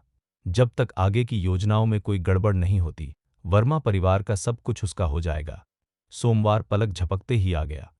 समर वर्मा ग्रुप के 10% शेयर ट्रांसफर एग्रीमेंट को लेकर मुंबई चला गया। इसके बाद अन्विता कोर्ट रजिस्ट्रार ऑफिस के लिए रवाना हो गई। जैसे ही वह कोर्ट के गेट पर पहुंची, उसने विवान को एक टैक्सी से उतरते देखा। दोनों ने कुछ नहीं कहा, बस एक के बाद एक कोर्ट के अंदर चले गए। क्योंकि सुबह का समय था, इसलिए वहां तलाक की अर्जी देने वाले ज्यादा लोग नहीं थे। दोनों ने तुरंत कागजों पर साइन किए और तलाक के लिए अर्जी दाखिल कर दी। इसके बाद उन्हें तलाक के लिए 30 दिन के कूलिंग ऑफ पीरियड का इंतजार करना होगा। उन्हें तलाक का सर्टिफिकेट 30 दिनों के बाद ही मिल सकता है। कोर्ट से निकलने के बाद विवान ने पीछे मुड़कर नहीं देखा और समुद्रिका में काम पर जाने के लिए टैक्सी लेने की तैयारी करने लगा। विवान, आज तुमने जो फैसला लिया है, उस पर तुम्हें ज्यादा से ज्यादा 1 साल में पछतावा होगा। अन्विता जल्दी से उसके पास पहुंची, ठंडे लहजे में एक लाइन कही और फिर तेजी से अपनी कार में बैठकर निकल गई। पछतावा? विवान मुस्कुराया और धीरे से बोला, अन्विता, मुझे अपनी जिंदगी में सबसे ज्यादा पछतावा इस बात का है कि मैं 5 साल पहले तुम्हें ढूंढने के लिए इंदौर आया था। आज सुबह घर से निकलने से पहले उसे आन्या का फोन आया था और आन्या से उसे पता चला कि हरीश वर्मा ने वर्मा ग्रुप के 10% शेयर समर के चाचा को बेच दिए थे। उसके पास समर की जानकारी है और उसके पास उसके चाचा डिंग साहब के बारे में भी जानकारी है। उसने समर को फंसाने के लिए उस जानकारी का इस्तेमाल इसलिए नहीं किया क्योंकि वह समर का इस्तेमाल अपनी योजना को पूरा करने के लिए करना चाहता था। शिकारी शिकार का पीछा कर रहा है। उसे इस बात का बिल्कुल भी अंदाजा नहीं है कि उसके पीछे कोई और भी घात लगाए बैठा है। इसका असली फायदा कभी भी समर को नहीं मिलेगा और डिंग साहब को तो बिल्कुल भी नहीं। जाल पहले ही गुप्त रूप से बिछाया जा चुका है और विवान को बस सही समय का इंतजार करना है ताकि वह इसका काम तमाम कर सके। बादलों का शहर, सीईओ का ऑफिस। आन्या ने अपना काम खत्म करने के बाद अपनी सेक्रेटरी को बुलाया। फाइनेंस डिपार्टमेंट को बताओ कि बिजनेस मैनेजर तिवारी की बेसिक सैलरी में 3,000 रुपये बढ़ा दिए जाएं और इस महीने उनके बोनस में 20,000 रुपये एक्स्ट्रा जोड़े जाएं। सेक्रेटरी हैरान रह गई और पूछे बिना नहीं रह सकी। आन्या मैम, मैनेजर तिवारी की सैलरी और बोनस बढ़ाने की क्या वजह है? आन्या ने अपने हाथ में पेन घुमाया, थोड़ी देर सोचा और जवाब दिया, वह परिवार को बहुत अहमियत देते हैं, अपनी पत्नी से बहुत प्यार करते हैं और अपनी टीम के साथ अच्छा बर्ताव करते हैं। यह सुनकर सेक्रेटरी की आंखें हैरानी से चौड़ी हो गईं। मैनेजर तिवारी का अपनी टीम के प्रति अच्छा व्यवहार एक तरह से दिखावटी बहाना हो सकता है, लेकिन एक अच्छा पति और पारिवारिक इंसान होने का हमारी कंपनी से क्या लेना देना है? सेक्रेटरी बहुत उत्सुक थी, लेकिन उसने ज्यादा सवाल पूछने की हिम्मत नहीं की। इसी बीच विवान कंपनी में वापस आ गया। हालांकि वह सुबह 10:30 बजे लौटा, जो 1.5 घंटा लेट था। विवान अपनी सैलरी कटने के लिए तैयार था, लेकिन जब मैनेजर तिवारी ने उसे देखा तो वह बस मुस्कुराए और उसके कंधे पर थपथ पाया। विवान, तुम्हें यहां आए ज्यादा दिन नहीं हुए हैं, इसलिए इस बार जाने दे रहा हूं, लेकिन आगे से ज्यादा सावधान रहना। तिवारी जी बेहद खुश और जोश में लग रहे थे। ऐसा लग रहा था जैसे वह बहुत अच्छे मूड में हो। उन्होंने गला साफ किया और अपने साथियों से जोर से कहा, सब लोग अपना काम जल्दी से जल्दी खत्म कर लो। काम खत्म होने के बाद मैं आप सबको हमारे नए साथी विवान के स्वागत में पार्टी दूंगा। यह सुनकर बिजनेस डिपार्टमेंट के लोग खुशी से झूम उठे। एक लेडी कलीग ने मजाक में कहा, बॉस, क्या आप अमीर हो गए हैं? आप सभी की बदौलत मेरी बेसिक सैलरी में 3,000 रुपये की बढ़ोतरी हुई है। और इस महीने आन्या मैम ने मुझे बोनस के रूप में एक्स्ट्रा 20,000 रुपये भी दिए हैं। तिवारी जी ने कुछ भी नहीं छिपाया और तुरंत मान लिया। अरे बाप रे, बॉस, क्या आपने आन्या मैम की जान बचाई? आपने अपनी बेसिक सैलरी में 3,000 बढ़वा लिए और ऊपर से 20,000 का एक्स्ट्रा बोनस भी। मेरे साथियों ने मुझे बच्चों जैसी उत्सुकता भरी निगाहों से देखा। बकवास मत करो। तिवारी जी मुस्कुराए और उन्हें चिढ़ाने वाले साथी को घूर कर देखा। फिर अपना सिर खुजाते हुए बोले, मैं भी थोड़ा कंफ्यूज हूं, लेकिन फाइनेंस डिपार्टमेंट ने कहा कि आन्या मैम का मानना है कि मैं परिवार को अहमियत देता हूं, अपनी पत्नी से प्यार करता हूं और अपनी टीम के साथ अच्छा बर्ताव करता हूं। इसलिए उन्होंने मुझे इंक्रीमेंट और बोनस दिया है। बॉस, इस बहाने पर कौन यकीन करेगा? आपने जरूर हमारी पीठ पीछे कुछ किया है। जिस साथी ने यह मजाक किया था, उसे खुद इस पर यकीन नहीं था। सिर्फ उसे ही नहीं, बल्कि विवान को छोड़कर उसी डिपार्टमेंट के बाकी सभी साथियों को भी इस बात पर भरोसा नहीं हुआ। यकीन नहीं होता तो काम पर लग जाओ। मैं तुम्हारे काम खत्म होने के बाद तुम्हारा इंतजार नहीं कर रहा हूं। तिवारी जी हंसे और बड़बड़ाए, फिर मुड़कर अपने केबिन में वापस चले गए। काम के घंटे थकाऊ और बोरिंग होते हैं, लेकिन वे बहुत जल्दी बीत जाते हैं। मुझे पता भी नहीं चला और ऑफिस से निकलने का समय हो गया। तिवारी जी ने पहल की और अपने डिपार्टमेंट के साथियों को कंपनी के पास एक रेस्टोरेंट में डिनर के लिए ले गए। मैनेजर तिवारी सहित बिजनेस डिपार्टमेंट में 21 लोग थे, इसलिए तिवारी जी ने एक बड़े प्राइवेट रूम की बुकिंग की थी। एक व्यस्त दिन के बाद जैसे ही खाना और ड्रिंक्स सर्व हुए, सभी ने एक दूसरे को चीयर्स करना और पीना शुरू कर दिया। डिनर के दो खास मेहमान होने के नाते तिवारी जी और विवान को काफी शराब पीने के लिए मजबूर होना पड़ा। तिवारी जी की पीने की कैपेसिटी अच्छी थी और वह कभी भी पीने से मना नहीं करते थे। विवान मना करना चाहता था, लेकिन उसके साथी बहुत जोश में थे और आखिरकार उसने अनजाने में ही कुछ ज्यादा पी ली। जैसे ही उसे थोड़ा नशा चढ़ने लगा, अचानक उसका मोबाइल बज उठा। उसने बिना देखे ही फोन निकाला और कॉल रिसीव कर लिया। हनी, तुम क्या कर रहे हो? सान्या की आवाज फोन से आई। उसकी आवाज कोमल और मीठी थी, मानो वह प्यार जता रही हो। विवान का चेहरा शराब से लाल हो गया था और उसकी आवाज थोड़ी लड़खड़ा रही थी। मैं कलीग्स के साथ डिनर कर रहा हूं, क्या तुम्हें कुछ चाहिए? क्या तुमने शराब पी है?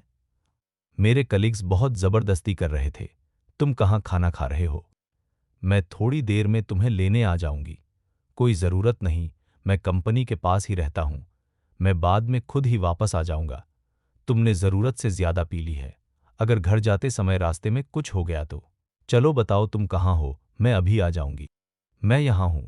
शराब का असर होने लगा था और विवान का सिर घूम रहा था। जब सान्या उससे लगातार सवाल पूछती रही, तो आखिरकार उसने उसे पता बता दिया।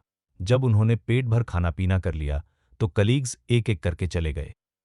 जब विवान रेस्टोरेंट से बाहर निकला, तो उसने तुरंत देखा कि सान्या दरवाजे पर उसका इंतजार कर रही थी। सान्या ने सफेद रंग की फिटिंग वाली ड्रेस पहनी थी, जिसमें उसके गोरे कंधे और नाजुक कॉलरबोन साफ दिख रहे थे, जिससे वह बेहद हॉट लग रही थी। जब सान्या ने विवान को बाहर आते देखा, तो उसकी आंखें चमक उठीं और वह अपनी हाई हील्स की खटखट के साथ उसके पास आ गई। उसने विवान का हाथ पकड़ा और थोड़े नाराजगी भरे लहजे में कहा, तुमने इतनी शराब क्यों पी ली? भगवान का शुक्र है, मैंने ज्यादा नहीं पी। विवान ने अपनी बची खुची होशो हवास का इस्तेमाल करते हुए एक बेवकूफाना मुस्कान के साथ जवाब दिया। सान्या ने विवान की ओर आंखें घुमाते हुए कहा, तुम अभी तक नशे में नहीं हो, तुम मुश्किल से सीधे चल पा रहे हो, ठीक है? बिल्कुल नहीं, विवान अपनी जिद पर अड़ा था। लेकिन सान्या ने उससे बहस नहीं की, इसके बजाय उसने विवान का पता पूछा। इसके बाद उसने विवान को उसके किराए के फ्लैट तक पहुंचाने में मदद की। अपने फ्लैट में वापस आकर विवान सोफे पर बैठ गया। उसने अपना माथा रगड़ा और नशे में लड़खड़ाती आवाज में बोला, सान्या, मुझे वापस लाने के लिए थैंक यू। Thank you. देर हो रही है, तुम्हें जल्दी घर जाना चाहिए। धड़ाम, दरवाजा बंद हो गया। विवान ने सोचा कि सान्या चली गई है। उसने खुद को उठने और अपने कमरे में जाने के लिए मजबूर किया, लेकिन जैसे ही उसने अपना सिर उठाया, उसने देखा कि कोई उसके सामने खड़ा है। सान्या, तुम गई नहीं? विवान ने धुंधली आंखों से अपने सामने खड़ी सान्या को देखा। वह अभी भी नशे में थी। सान्या ने कुछ नहीं कहा। उसने अपना सिर नीचे झुकाया और अजीब भावों के साथ विवान को घूरने लगी। विवान कुछ बोलना चाहता था, लेकिन अगले ही पल सान्या अचानक उस पर टूट पड़ी, उसकी गर्दन के पीछे से पकड़ लिया और उसे जबरदस्ती किस कर लिया। यह तीसरी बार था जब उसने जबरदस्ती विवान को किस किया था। विवान को बहुत चक्कर आ रहे थे और कमजोरी महसूस हो रही थी। उसने सान्या को दूर धकेलने की कोशिश की लेकिन नाकाम रहा। सान्या नहीं। मेरे कपड़े मत उतारो। सान्या बहुत हावी हो रही थी। उसने विवान के रोकने और संघर्ष को नजरअंदाज करते हुए दबंगई से किस को और गहरा किया और साथ ही उसकी शर्ट फाड़ दी। देखते ही देखते विवान के सारे कपड़े उतर गए। क्या तुम पागल हो? हम ऐसा नहीं कर सकते। विवान जोर जोर से हाँफ रहा था। वह एक आम इंसान है और सान्या द्वारा सताए जाने के बाद वह अब आम जिंदगी जीने की कोशिश कर रहा है। लेकिन उसकी बची हुई समझ ने उसे बताया कि वह सान्या के साथ कुछ भी गलत नहीं कर सकता। लेकिन सान्या को मानो उसकी बात सुनाई ही नहीं दे रही थी। वह विवान के सामने खड़ी हो गई और अपनी ड्रेस उतार दी। विवान, तुम मेरे हो। मैं चाहती हूं कि तुम मेरी जिम्मेदारी लो। सान्या की आंखों में एक अजीब सी चमक थी जब वह झुककर विवान से लिपट गई। विवान का दिमाग सुन्न पड़ गया। सान्या के इस कदर पास आने से उसका रहा सहा सब्र भी टूट गया। वे दोनों पागलों की तरह एक दूसरे में खो गए। उस पर प्यार भरे किसकी बारिश होने लगी। विवान की सांसें तेज चल रही थी, जबकि सान्या भी बेकाबू हो रही थी। वे दोनों लिविंग रूम के सोफे से उठकर सीधे बेडरूम के बड़े बिस्तर पर जा गिरे। हल्की रोशनी वाले बेडरूम में विवान के कानों में सान्या की कोमल, मदहोश कर देने वाली आहें गूंजती रहीं, जो पूरे 2 घंटे तक जारी रहीं। जब वो प्यार भरा लम्हा खत्म हुआ, तब तक विवान गहरी नींद में सो चुका था। सान्या का चेहरा लाल था। वह विवान की छाती पर लेटी हुई चुपचाप आंसू बहा रही थी। दोनों ने कंबल नहीं ओढ़ा था और धुंधली रोशनी में चादर पर खून का एक लाल धब्बा साफ दिखाई दे रहा था। अगले दिन सुबह होते ही विवान की नींद खुल गई क्योंकि उसे वॉशरूम जाना था। उसका दिमाग अभी भी थोड़ा सुन्न था, लेकिन उसे धुंधला सा याद था कि उसने कल रात एक बहुत ही प्यारा सपना देखा था। वह सपना इतना असली लग रहा था, चाहे वह छूने का एहसास हो या वह गहरा अनुभव, सब कुछ एकदम सच लग रहा था। सान्या के साथ ऐसा करने का सपना देखना मेरी बेवकूफ़ी होगी, विवान ने मन ही मन सोचा। वह उठने ही वाला था कि अचानक उसे महसूस हुआ कि कोई कोमल चीज़ उसके हाथ को दबा रही है। उसने अपना सिर घुमाया और जब सामने का नज़ारा देखा, तो उसका चेहरा पीला पड़ गया। विवान को लगा था कि कल रात उसने सिर्फ सपना देखा था, लेकिन जब उसने सान्या को अपने बिस्तर पर बिना कपड़ों के सुकून से सोते हुए देखा, तो उसे एहसास हुआ कि कल रात जो कुछ भी हुआ, वह सपना नहीं था, यह सचमुच हुआ था। कल रात मैं सचमुच नशे में धुत होकर सान्या के साथ सो गया। सान्या अभी भी सो रही थी। उसके बाल बिखरे हुए थे, उसकी सांसें एक लय में चल रही थीं, उसकी खूबसूरत आंखें बंद थीं और उसके कोमल गालों पर एक प्यारी सी लाली छाई हुई थी। ऐसा लगा जैसे उसे अपने बगल में किसी के हिलने का एहसास हुआ हो। उसकी पलकें थोड़ी सी फड़फड़ाईं और फिर उसने अपनी नींद भरी आंखें खोल दी। दोनों की नजरें मिली और विवान इतना शर्मिंदा हुआ कि उसके मुंह से एक शब्द भी नहीं निकला। लेकिन सान्या ने विवान की ओर सिर्फ एक नजर डाली, फिर हाथ बढ़ाकर विवान के गले लग गई और अपना सिर उसके करीब ले आई। अरे बदमाश, मुझे बहुत नींद आ रही है, मुझे थोड़ी देर और सोने दो। सान्या की आवाज कमजोर और सुस्त थी। अपनी गर्दन पर उसकी सांसों की गर्माहट महसूस करते हुए विवान का पूरा शरीर अकड़ गया। सब खत्म। विवान पूरी तरह से उलझन में था। उसके मन में सान्या के लिए कोई रोमांटिक भावना नहीं थी, वह उसे सिर्फ एक दोस्त मानता था। लेकिन अब जब ऐसा हो चुका है, तो भविष्य में वह सान्या का सामना कैसे करेगा? चाहे कल रात उसने ज्यादा शराब पी ली हो या सान्या की वजह से उसे बस सिरदर्द महसूस हो रहा था। सुबह के 6 बज चुके थे, लेकिन विवान की नींद पूरी तरह उड़ चुकी थी। वह काफी देर तक बिस्तर पर करवटें बदलता रहा, लेकिन आखिरकार उससे और बर्दाश्त नहीं हुआ। वह धीरे से और चुपचाप बिस्तर से उठा और बाथरूम की ओर चला गया। फ्रेश होने के बाद विवान ने गर्म पानी से नहाया और ब्रश किया। यह सब करने के बाद वह एक अजीब सी बेचैनी के साथ बाथरूम से बाहर निकला। इस समय उसकी कमर पर सिर्फ एक सफेद तौलिया लिपटा हुआ था। वह अलमारी से कुछ कपड़े निकालकर पहनना चाहता था, लेकिन जैसे ही वह बिस्तर के पास पहुंचा, उसने देखा कि सान्या पहले ही जाग चुकी थी। सान्या करवट लेकर लेटी थी और अपने दाहिने हाथ पर सिर टिका रखा था। उसके गुलाबी होंठ हल्के से खुले हुए थे और वह बेहद हॉट लग रही थी। उसकी आंखें चमक रही थीं, जिनमें एक शरारती मुस्कान थी, और वह सीधे विवान की आंखों में देख रही थी। विवान के गाल लाल हो गए। उसकी सांसें अटक गईं और शर्मिंदगी महसूस करते हुए उसने जल्दी से नजरें हटा ली। जान, तुम इतनी जल्दी क्यों उठ गए? मेरे साथ थोड़ी देर और क्यों नहीं लेटते? सान्या की नशीली आवाज गूंजी। विवान कांप उठा, लेकिन उसने शांत रहने की पूरी कोशिश की। उसने झट से अपना सिर हिलाया और कहा, ही मुझे सुबह जल्दी उठने की आदत है, मुझे नींद नहीं आ रही है। क्या तुम शर्मा रहे हो? विवान को अपने इतने करीब देखकर सान्या का चेहरा एक प्यारी मुस्कान से खिल उठा। नहीं, बस थोड़ी गर्मी है। विवान का गला सूखने लगा। गर्मी लग रही है तो तौलिया हटा दो। हमने कल रात तो वैसे भी सब कुछ देख लिया था, शर्माने की क्या बात है? बोलते बोलते सान्या अचानक उठ बैठी। उसने विवान का हाथ पकड़ा और उसे जबरदस्ती बिस्तर पर खींच लिया। अचानक हुए इस हमले से घबराकर विवान बिस्तर पर गिर पड़ा। सान्या, कल रात हम बहुत आगे बढ़ चुके हैं। हम इस तरह जारी नहीं रख सकते। विवान का दिल जोर जोर से धड़क रहा था। वह उठना चाहता था, लेकिन सान्या ने अपने दोनों हाथों और पैरों से उसे जकड़ लिया था। कल रात बहुत दर्द हुआ, मुझे बिल्कुल भी मजा नहीं आया। चलो इसे फिर से करते हैं। सान्या ने विवान के कान में फुसफुसाया। कमरे का तापमान अचानक बढ़ गया। विवान हौफने लगा और खुद को छुड़ाने की कोशिश करने लगा, लेकिन आखिरकार वह हार गया। 1 घंटे बाद सान्या विवान की छाती पर लेटी हुई थी। उसका चेहरा अभी भी लाल था। उसकी उंगलियां विवान की छाती पर गोल गोल घुमा रही थीं और उसने धीरे से पूछा, बेबी, क्या कल रात तुम्हारा पहली बार था? हम। विवान ने हल्के से सिर हिलाया। सान्या ने धीरे से हंसते हुए मीठी आवाज में कहा, क्या इत्तेफाक है मेरा भी। विवान को समझ नहीं आ रहा था कि वह क्या जवाब दे। कल रात जो कुछ हुआ वह नशे और गलती की वजह से हुआ, लेकिन अभी अभी वह सचमुच खुद को रोक नहीं पाया और उसने सान्या के साथ फिर से संबंध बनाए। पहले विवान का खुद पर इतना काबू होता था, लेकिन कल रात के बाद सब बदल गया। एक बार ऐसा करने के बाद इंसान को इसकी लत लग जाती है। हालांकि उसके मन में सान्या के लिए कोई रोमांटिक भावनाएं नहीं थीं, लेकिन उसे यह मानना पड़ा कि उसने एक ऐसा सुखद अनुभव दिया था जो उसे पहले कभी महसूस नहीं हुआ। मैं उस एहसास को कैसे बताऊं? यह बहुत बढ़िया है। जैसे ही विवान उस पल को याद कर रहा था, सान्या ने अचानक ऊपर देखा। उसकी आंखें चमक उठीं और उसने पूछा, विवान, क्या तुम मेरी जिम्मेदारी लोगे? हम। विवान ने बिना किसी झिझक के सिर हिलाया। भले ही इसमें कोई भावनाएं शामिल न हों, लेकिन चूंकि बात यहां तक पहुंच चुकी थी, इसलिए वह ऐसा दिखावा नहीं कर सकता था कि कुछ हुआ ही नहीं।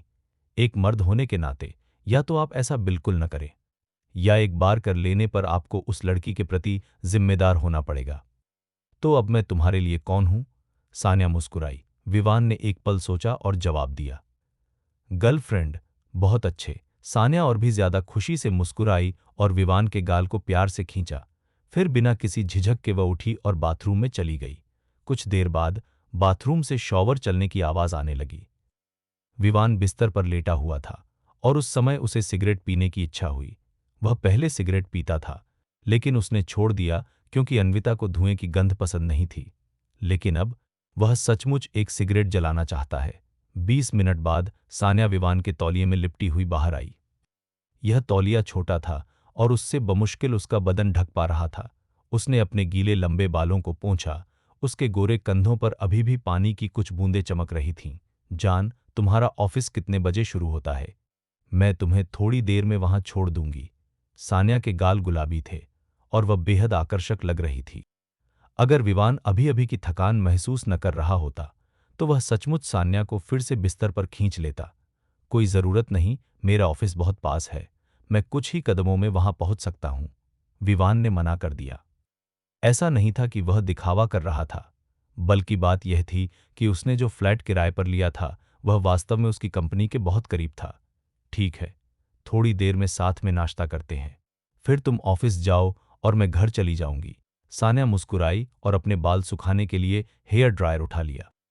विवान ने एक पल सोचा, फिर हिचकिचाते हुए पूछा, क्या तुम आज रात फिर आओगी? सान्या ने मुड़कर विवान को बड़े ही नखरे से घूरते हुए कहा, तुम छोटे बदमाश, कल रात 3 बार, अभी 2 बार। क्या तुम मुझे मारना चाहते हो? यह सुनकर विवान शर्मिंदा हो गया। यह देखकर सान्या मुस्कुराई और बोली, आज रात रहने दो। अच्छे से आराम करने के बाद मैं फिर तुमसे मिलने आऊंगी। सान्या से अलग होने के बाद विवान ऑफिस चला गया। जब विवान काम में बिजी नहीं होता था, तो वह छिपकर सान्या के मैसेजेस का रिप्लाई करता था। पहले सान्या अक्सर उसे मैसेज भेजा करती थी, लेकिन वह या तो बहुत कम रिप्लाई करता था या बिल्कुल भी नहीं। लेकिन अब उनका रिश्ता बदल गया है। वह सान्या के हर मैसेज का जितनी जल्दी हो सके रिप्लाई करता था। बिजी होने पर भी वह सान्या के मैसेजेस का रिप्लाई करने के लिए वॉशरूम का बहाना बनाकर चला जाता था। इस पर एक मेल कलीग ने मजाक में विवान से पूछा कि क्या उसे किडनी की कोई प्रॉब्लम है जिसकी वजह से वह बार बार वॉशरूम जा रहा है। दोपहर के समय विवान ने उस समय का फायदा उठाया जब सभी लोग कैफेटेरिया में थे और चुपके से आन्या के केबिन में घुस गया। तुम यहाँ क्या कर रहे हो? विवान को देखते ही आन्या का चेहरा एकदम सख्त हो गया। विवान उसके सवाल से थोड़ा हैरान रह गया। क्या तुमने यह नहीं कहा था कि तुम चाहती हो कि मैं अब से हर रोज तुम्हारे साथ लंच करूं? हाँ, ये तो पहले की बात है। अब तुम्हारी गर्लफ्रेंड है और फिर भी तुम मेरे साथ खाना खाने आते हो। क्या तुम्हें डर नहीं लगता कि तुम्हारी गर्लफ्रेंड को जलन होगी? या फिर तुम दोनों तरफ से फायदा उठाना चाहते हो? आन्या की जुबान बहुत तेज थी और विवान का मजाक उड़ाने में वह जरा भी पीछे नहीं रहती थी। विवान ने भौहें चढ़ाते हुए सोचा कि आन्या की बातें सही लग रही थीं। इसलिए वह मुड़ा और केबिन से निकलने लगा। तुम कहाँ जा रहे हो? विवान को बिना कुछ कहे मुड़कर जाते देख आन्या परेशान हो गई। विवान रुका और मुड़कर जवाब दिया, मुझे लगता है कि तुम बिल्कुल सही हो। मुझे अपनी गर्लफ्रेंड की पीठ पीछे तुम्हारे साथ खाना नहीं खाना चाहिए था। तुम। आन्या सन्न रह गई। इससे पहले कि वह कुछ बोल पाती, विवान सीईओ के केबिन से बाहर निकल चुका था। बदमाश, 5 अंकों की कीमत वाला एक पेन गुस्से में बाहर फेंक दिया गया। एक जोरदार आवाज के साथ यह केबिन के भारी लकड़ी के दरवाजे से टकराया। खट खट खट, तभी दरवाजे पर दस्तक हुई। गुस्से से भरी आन्या अचानक फिर हंस पड़ी और घमंड से बोली, अब तुम क्या करने की कोशिश कर रहे हो? आन्या मैम, आपका लंच आ गया है। सेक्रेटरी ने दरवाज खोला और 2 खाने के पैकेट लेकर अंदर आ गई। जब आन्या ने देखा कि अंदर आने वाला विवान नहीं बल्कि उसकी सेक्रेटरी थी, तो उसके चेहरे की मुस्कान पल भर में गायब हो गई। सेक्रेटरी लोगों के हाव भाव समझने में बहुत माहिर थी। जब उसे एहसास हुआ कि आन्या का मूड ठीक नहीं है, तो वह घबरा गई। क्या हुआ? मैं कौन हूं? मैं कहाँ हूं? क्या मुझे 1000 रुपये का जुर्माना देना पड़ेगा क्योंकि मैंने पहले अपना दाया पैर अंदर रखा? सेक्रेटरी दरवाजे पर खड़ी पसीने से तरबतर थी। उसे समझ नहीं आ रहा था कि अंदर जाए या बाहर आए। मुझे भूख नहीं है, इसे ले जाओ। आन्या ने अपने गुस्से को दबाते हुए अपने होंठ भींच लिए। वह अपना ध्यान भटकाना चाहती थी, इसलिए उसने मेज पर पड़ी एक फाइल खोली और उस पर साइन करने ही वाली थी कि अचानक उसे याद आया कि उसका पेन तो टूट गया है। रुको। सेक्रेटरी मन ही मन राहत महसूस कर रही थी कि वह एक बड़ी मुसीबत से बच गई है, लेकिन तभी अचानक उसने आन्या को उसे रुकने के लिए कहते सुना और वह तुरंत फिर से घबरा गई। उसने बनावटी मुस्कान दी और डरते हुए पूछा, आन्या मैम, क्या आपको और कुछ चाहिए? आन्या ने उदास चेहरे से कहा, मेरा पेन टूट गया है। इस नुकसान की भरपाई सेल्स डिपार्टमेंट के विवान की सैलरी से की जाएगी। सेक्रेटरी की आंखें फटी की फटी रह गईं और उसके मुंह से निकल गया, आन्या मैम, आपके पेन की कीमत 27,000 है, जबकि विवान की इंटर्नशिप की सैलरी केवल 4500 महीना है। क्या आप उसकी आधे साल की सैलरी काट लेंगी? आन्या की आंखें ठंडी पड़ गईं। अगर मैं आधे साल की सैलरी काट लूं तो क्या हुआ? क्या उसे कंपनी की चीजें तोड़ने के लिए हर्जाना नहीं देना होगा? उसे देना चाहिए। मैं अभी जाकर उसे बताऊंगी। सेक्रेटरी का दिल एक पल के लिए धड़कना बंद हो गया और उसने तुरंत सहमति में सिर हिलाया। ठीक है, अब तुम जा सकती हो। यह सुनकर आन्या का मूड थोड़ा ठीक हो गया। सेक्रेटरी जितनी जल्दी हो सके वहां से निकल गई। उसने तुरंत विवान को ढूंढा जो कैफेटेरिया में खाना खा रहा था और उसे 6 महीने की सैलरी रोके जाने के बारे में बताया। यह खबर सुनते ही विवान, जो अपने साथियों के साथ हंसी मजाक करते हुए खाना खा रहा था, के चेहरे पर उदासी छा गई।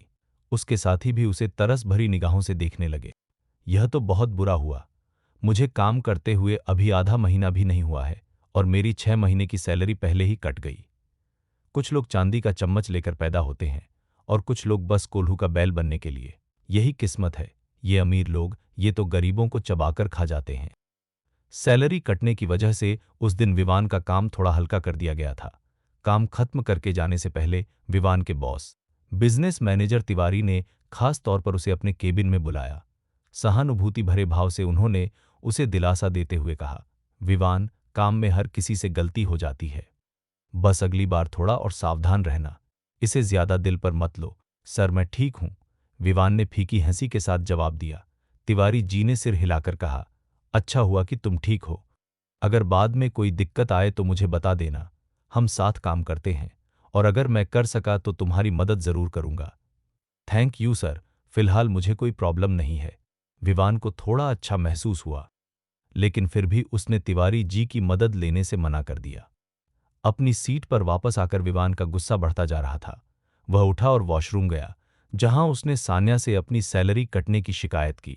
हालांकि उसे पैसों की परवाह नहीं थी, फिर भी बिना किसी कारण के साल भर की सैलरी में से आधी कट जाने से वह नाखुश था। उसे लगा कि सान्या कम से कम उसे थोड़ा दिलासा तो देगी, लेकिन हुआ उसका बिल्कुल उल्टा। हा हा हा, क्या तुम मजाक कर रहे हो? तुम्हें काम करते हुए अभी 15 दिन ही हुए हैं और तुम्हारी 6 महीने की सैलरी पहले ही कट गई। इसके बाद तुम क्या करोगे? हवा खाकर गुजारा करोगे? फोन के दूसरी तरफ सान्या जोर जोर से हंस रही थी। हालांकि अब वे दोनों साथ नहीं हैं, लेकिन विवान मही मन सोच सकता था कि सान्या हंसते हंसते लोटपोट हो रही होगी। विवान ने चिढ़कर कहा, तुम्हें तो मजा आ रहा है। नहीं नहीं नहीं, ऐसा नहीं है। बकवास मत करो। मैं बस अपनी हंसी नहीं रोक पाई। सान्या अब भी हंस रही थी। उसकी यह प्रतिक्रिया देखकर विवान ने तुरंत फोन काट दिया। कुछ ही देर में सान्या का एक मैसेज आया, नाराज मत हो जान, ये तो बस आधे साल की सैलरी है, उसे जो चाहे काटने दो। अब से तुम्हारा खर्चा मैं उठाऊंगी। यह पढ़कर विवान का मूड काफी बेहतर हो गया। उसने तेजी से टाइप किया, तो क्या इसका मतलब यह है कि मैं तुम्हारे टुकड़ों पर पलूंगा? अगर एक दिन तुम मुझसे बोर हो गई और मुझे छोड़ दिया तो क्या होगा? यह तुम्हारी आगे की परफॉर्मेंस पर डिपेंड करता है। व्हाट्सएप पर सान्या से थोड़ी देर बात करने के बाद विवान ऑफिस से निकलकर घर चला गया। अपने किराए के फ्लैट में वापस आकर विवान ने डिनर बनाया और सान्या को खाने पर बुलाना चाहता था, लेकिन जब उसने कॉल किया तो नंबर बिजी था। बेबस विवान के पास प्लान को किसी और दिन के लिए टालने के अलावा कोई चारा नहीं था। डिनर के बाद विवान खाना पचाने के लिए नीचे टहलने चला गया। इसी दौरान सान्या और आन्या एक वेस्टर्न रेस्टोरेंट में नजर आईं। दोनों बड़ी सी खिड़की के पास आमने सामने बैठी थीं, जहां से बाहर का नजारा साफ दिख रहा था। दीदी, क्या तुम्हें खुश नहीं होना चाहिए कि मैं अब अकेली नहीं हूं? तुम इतनी उदास क्यों दिख रही हो? क्या इसलिए कि मैंने तुम्हारे पसंदीदा आदमी को तुमसे छीन लिया? सान्या के हाथ में वाइन का गिलास था, जिसे वह धीरे धीरे घुमा रही थी। उसकी आंखों में एक बगावत झलक रही थी। आन्या का चेहरा गुस्से से लाल हो गया और उसने ठंडे स्वर में कहा, मुझसे बदला लेने के लिए तुम अपनी इज्जत का सौदा करने को तैयार हो गई। क्या यह सही है? सान्या अब भी अपनी बात पर अड़ी थी और घमंड से मुस्कुरा रही थी। यह सही है या नहीं, इससे कोई फर्क नहीं पड़ता। फर्क इस बात से पड़ता है कि जिस आदमी को तुम पसंद करती हो वह मेरे साथ सो चुका है और अब वह मेरा बॉयफ्रेंड है। आन्या ने सान्या की आंखों में देखते हुए गंभीरता से कहा, जबरदस्ती प्यार पैदा नहीं किया जा सकता। तुम साफ तौर पर उससे प्यार नहीं करती, फिर भी उसके साथ रहने के लिए खुद को मजबूर कर रही हो। तुम्हें इसका पछतावा आज नहीं तो कल जरूर होगा। यह मेरा पर्सनल मामला है, इससे तुम्हारा कोई लेना देना नहीं है। सान्या ने वाइन का गिलास कसकर पकड़ लिया। मैं तुम्हें एक सलाह देना चाहती हूं। तुम दोनों बिल्कुल अलग दुनिया के लोग हो। अगर तुम खुद को किसी मुसीबत में नहीं डालना चाहती, तो बेहतर होगा कि तुम उससे जल्द से जल्द रिश्ता तोड़ लो। सान्या की जिद देखकर आन्या ने और कुछ नहीं कहा और कुछ शब्द कहकर चली गई। खनक वाइन का गिलास चटकने की आवाज के साथ टूट गया। आन्या थोड़ी देर रुकी, फिर पीछे मुड़े बिना तेजी से आगे बढ़ गई। सान्या ने दांत पीसते हुए अपना फोन निकाला, एक मैसेज टाइप किया और सेंड कर दिया, जान अभी सोना मत, तैयार हो जाओ और बिस्तर पर मेरा इंतजार करो। रात 10 बजे विवान बिस्तर पर लेटा था, पर उसे काफी देर तक नींद नहीं आई। उसके दिमाग में बार बार वही तस्वीरें घूम रही थीं, पहले सान्या के साथ बिताए वो निजी पल, और फिर उसकी सेक्रेटरी का यह कहना कि वह उसकी 6 महीने की सैलरी काट लेगी। वह अचानक बिस्तर पर उठ बैठा, भौहें चढ़कर बड़बड़ाया, यार क्या आन्या का दिमाग खराब हो गया है? तभी उसका फोन बजा और व्हाट्सएप पर एक मैसेज आया। विवान ने बेडसाइड टेबल से अपना फोन उठाया, लॉक खोला और देखा कि यह सान्या का मैसेज था, जान अभी सोना मत, तैयार हो जाओ और बिस्तर पर मेरा इंतजार करो। मैसेज पढ़ने के बाद उदास महसूस कर रहे विवान का मूड तुरंत अच्छा हो गया। हालांकि वह पहले ही नहा चुका था, फिर भी वह एक बार फिर नहाने के लिए बाथरूम में चला गया। इसके बाद उसने चादरें और कंबल बदल दिए। उसने सान्या के खून से सने बेडशीट को सावधानी से मोड़ा और उसे सुरक्षित रखने के लिए एक वैक्यूम बैग में डाल दिया। कमरे को साफ करने के बाद विवान बिस्तर पर लेट गया और बेसब्री से सान्या के दरवाजे की घंटी बजाने का इंतजार करने लगा। लेकिन 1 घंटे से ज्यादा इंतजार करने के बाद भी सान्या नहीं आई। आखिरकार विवान को इतनी नींद आ रही थी कि उसे पता ही नहीं चला कब उसकी आंख लग गई। जब उसकी आंख खुली तब तक अगली सुबह हो चुकी थी। क्या उसने सचमुच मुझे उल्लू बनाया? जागने के बाद विवान ने सबसे पहले अपना फोन चेक किया। हालांकि उसके फोन पर सान्या की कोई मिस्ड कॉल नहीं थी और न ही व्हाट्सएप पर उसका कोई मैसेज आया था। उसने सान्या को एक टेक्स्ट मैसेज भेजा, लेकिन उसे बदले में सिर्फ एक लाल एक्सक्लेमेशन मार्क मिला। इसका मतलब है उसने मुझे ब्लॉक कर दिया। विवान सन्न रह गया। सान्या द्वारा उसे ब्लॉक करने से पहले उसे यह भी नहीं पता चला कि हुआ क्या था। उसने कल रात साफ साफ कहा था कि वह नहा धोकर उसका इंतजार करे, लेकिन सुबह उठने के बाद उसने उसे ब्लॉक क्यों कर दिया? यह पता लगाने के लिए कि कहीं फ्लैट की डोरबेल तो खराब नहीं है, विवान दरवाजे पर गया और उसे बजाया, लेकिन डोरबेल ठीक काम कर रही थी। इस घटना की वजह से विवान का मूड पूरा दिन खराब रहा। उसके साथियों ने देखा कि उसकी तबीयत ठीक नहीं लग रही है और उन्हें लगा कि कल 6 महीने की सैलरी कटने से वह परेशान है। इसलिए उन्होंने दिन भर उससे बिल्कुल बात नहीं की। विवान ने ऑफिस आने और जाने के बीच कम से कम 50 बार अपना फोन चेक किया। सुबह 20 बार और दोपहर में 30 बार। उसकी निराशा और बढ़ती गई। सान्या ने उसे न तो कभी फोन किया और न ही कोई मैसेज भेजा। शाम को ऑफिस से निकलने के बाद ही विवान को सच्चाई स्वीकार करनी पड़ी। इसका मतलब है सान्या ने बस मजे लिए। उसे कहीं पढ़ी हुई एक बात याद आई, जो चीज आपके पास नहीं हो सकती वही हमेशा सबसे अच्छी लगती है। सान्या की व्हाट्सएप चैट को देखते हुए, उस लाल निशान को देखकर विवान ने मन ही मन बड़बड़ाते हुए कहा, धोखेबाज। इस तरह 3 दिन बीत गए। विवान ने यह बात मान ली कि सान्या ने उसके साथ खेल खेला था। उसने अपना पूरा ध्यान अपने काम पर लगाया और उसके अच्छे काम और मेहनत की वजह से उसके मैनेजर तिवारी जी ने खास तौर पर उसकी तारीफ की और कहा कि वह महीने के आखिर में उसे जल्दी प्रमोशन दिलाने में मदद करेंगे। उस दिन विवान काम से 1 घंटा देरी से घर के लिए निकला। जैसे ही वह लिफ्ट से बाहर निकला, उसकी मुलाकात आन्या से हुई, जो भी अभी अभी काम खत्म करके निकली थी। आन्या प्रेसिडेंट वाली प्राइवेट लिफ्ट से आई थी। आन्या को देखते ही विवान ने उसे हाय कहने और उससे यह पूछने का सोचा कि उसकी सैलरी क्यों काटी गई थी, लेकिन आन्या ने उसकी तरफ देखा तक नहीं और उसके पास से गुजर गई। विवान ने भौहें सिकोड़ ली, क्योंकि उसे आन्या का यह बर्ताव थोड़ा अजीब लगा। लेकिन फिर उसने सोचा, कंपनी मेरी अपनी है, इसलिए मुझे सैलरी मिले या न मिले इससे ज्यादा फर्क नहीं पड़ता। यह सोचकर विवान ने आन्या को मनाने की कोशिश करने का विचार छोड़ दिया। जैसे ही विवान बिल्डिंग से बाहर निकला, उसने देखा कि आन्या किसी अनजान आदमी की कार में बैठ रही है। वह आदमी शायद 30-40 साल का होगा, जिसने सोने के फ्रेम वाला चश्मा, इंपोर्टेड सूट और अपनी कलाई पर लाखों की घड़ी पहन रखी थी।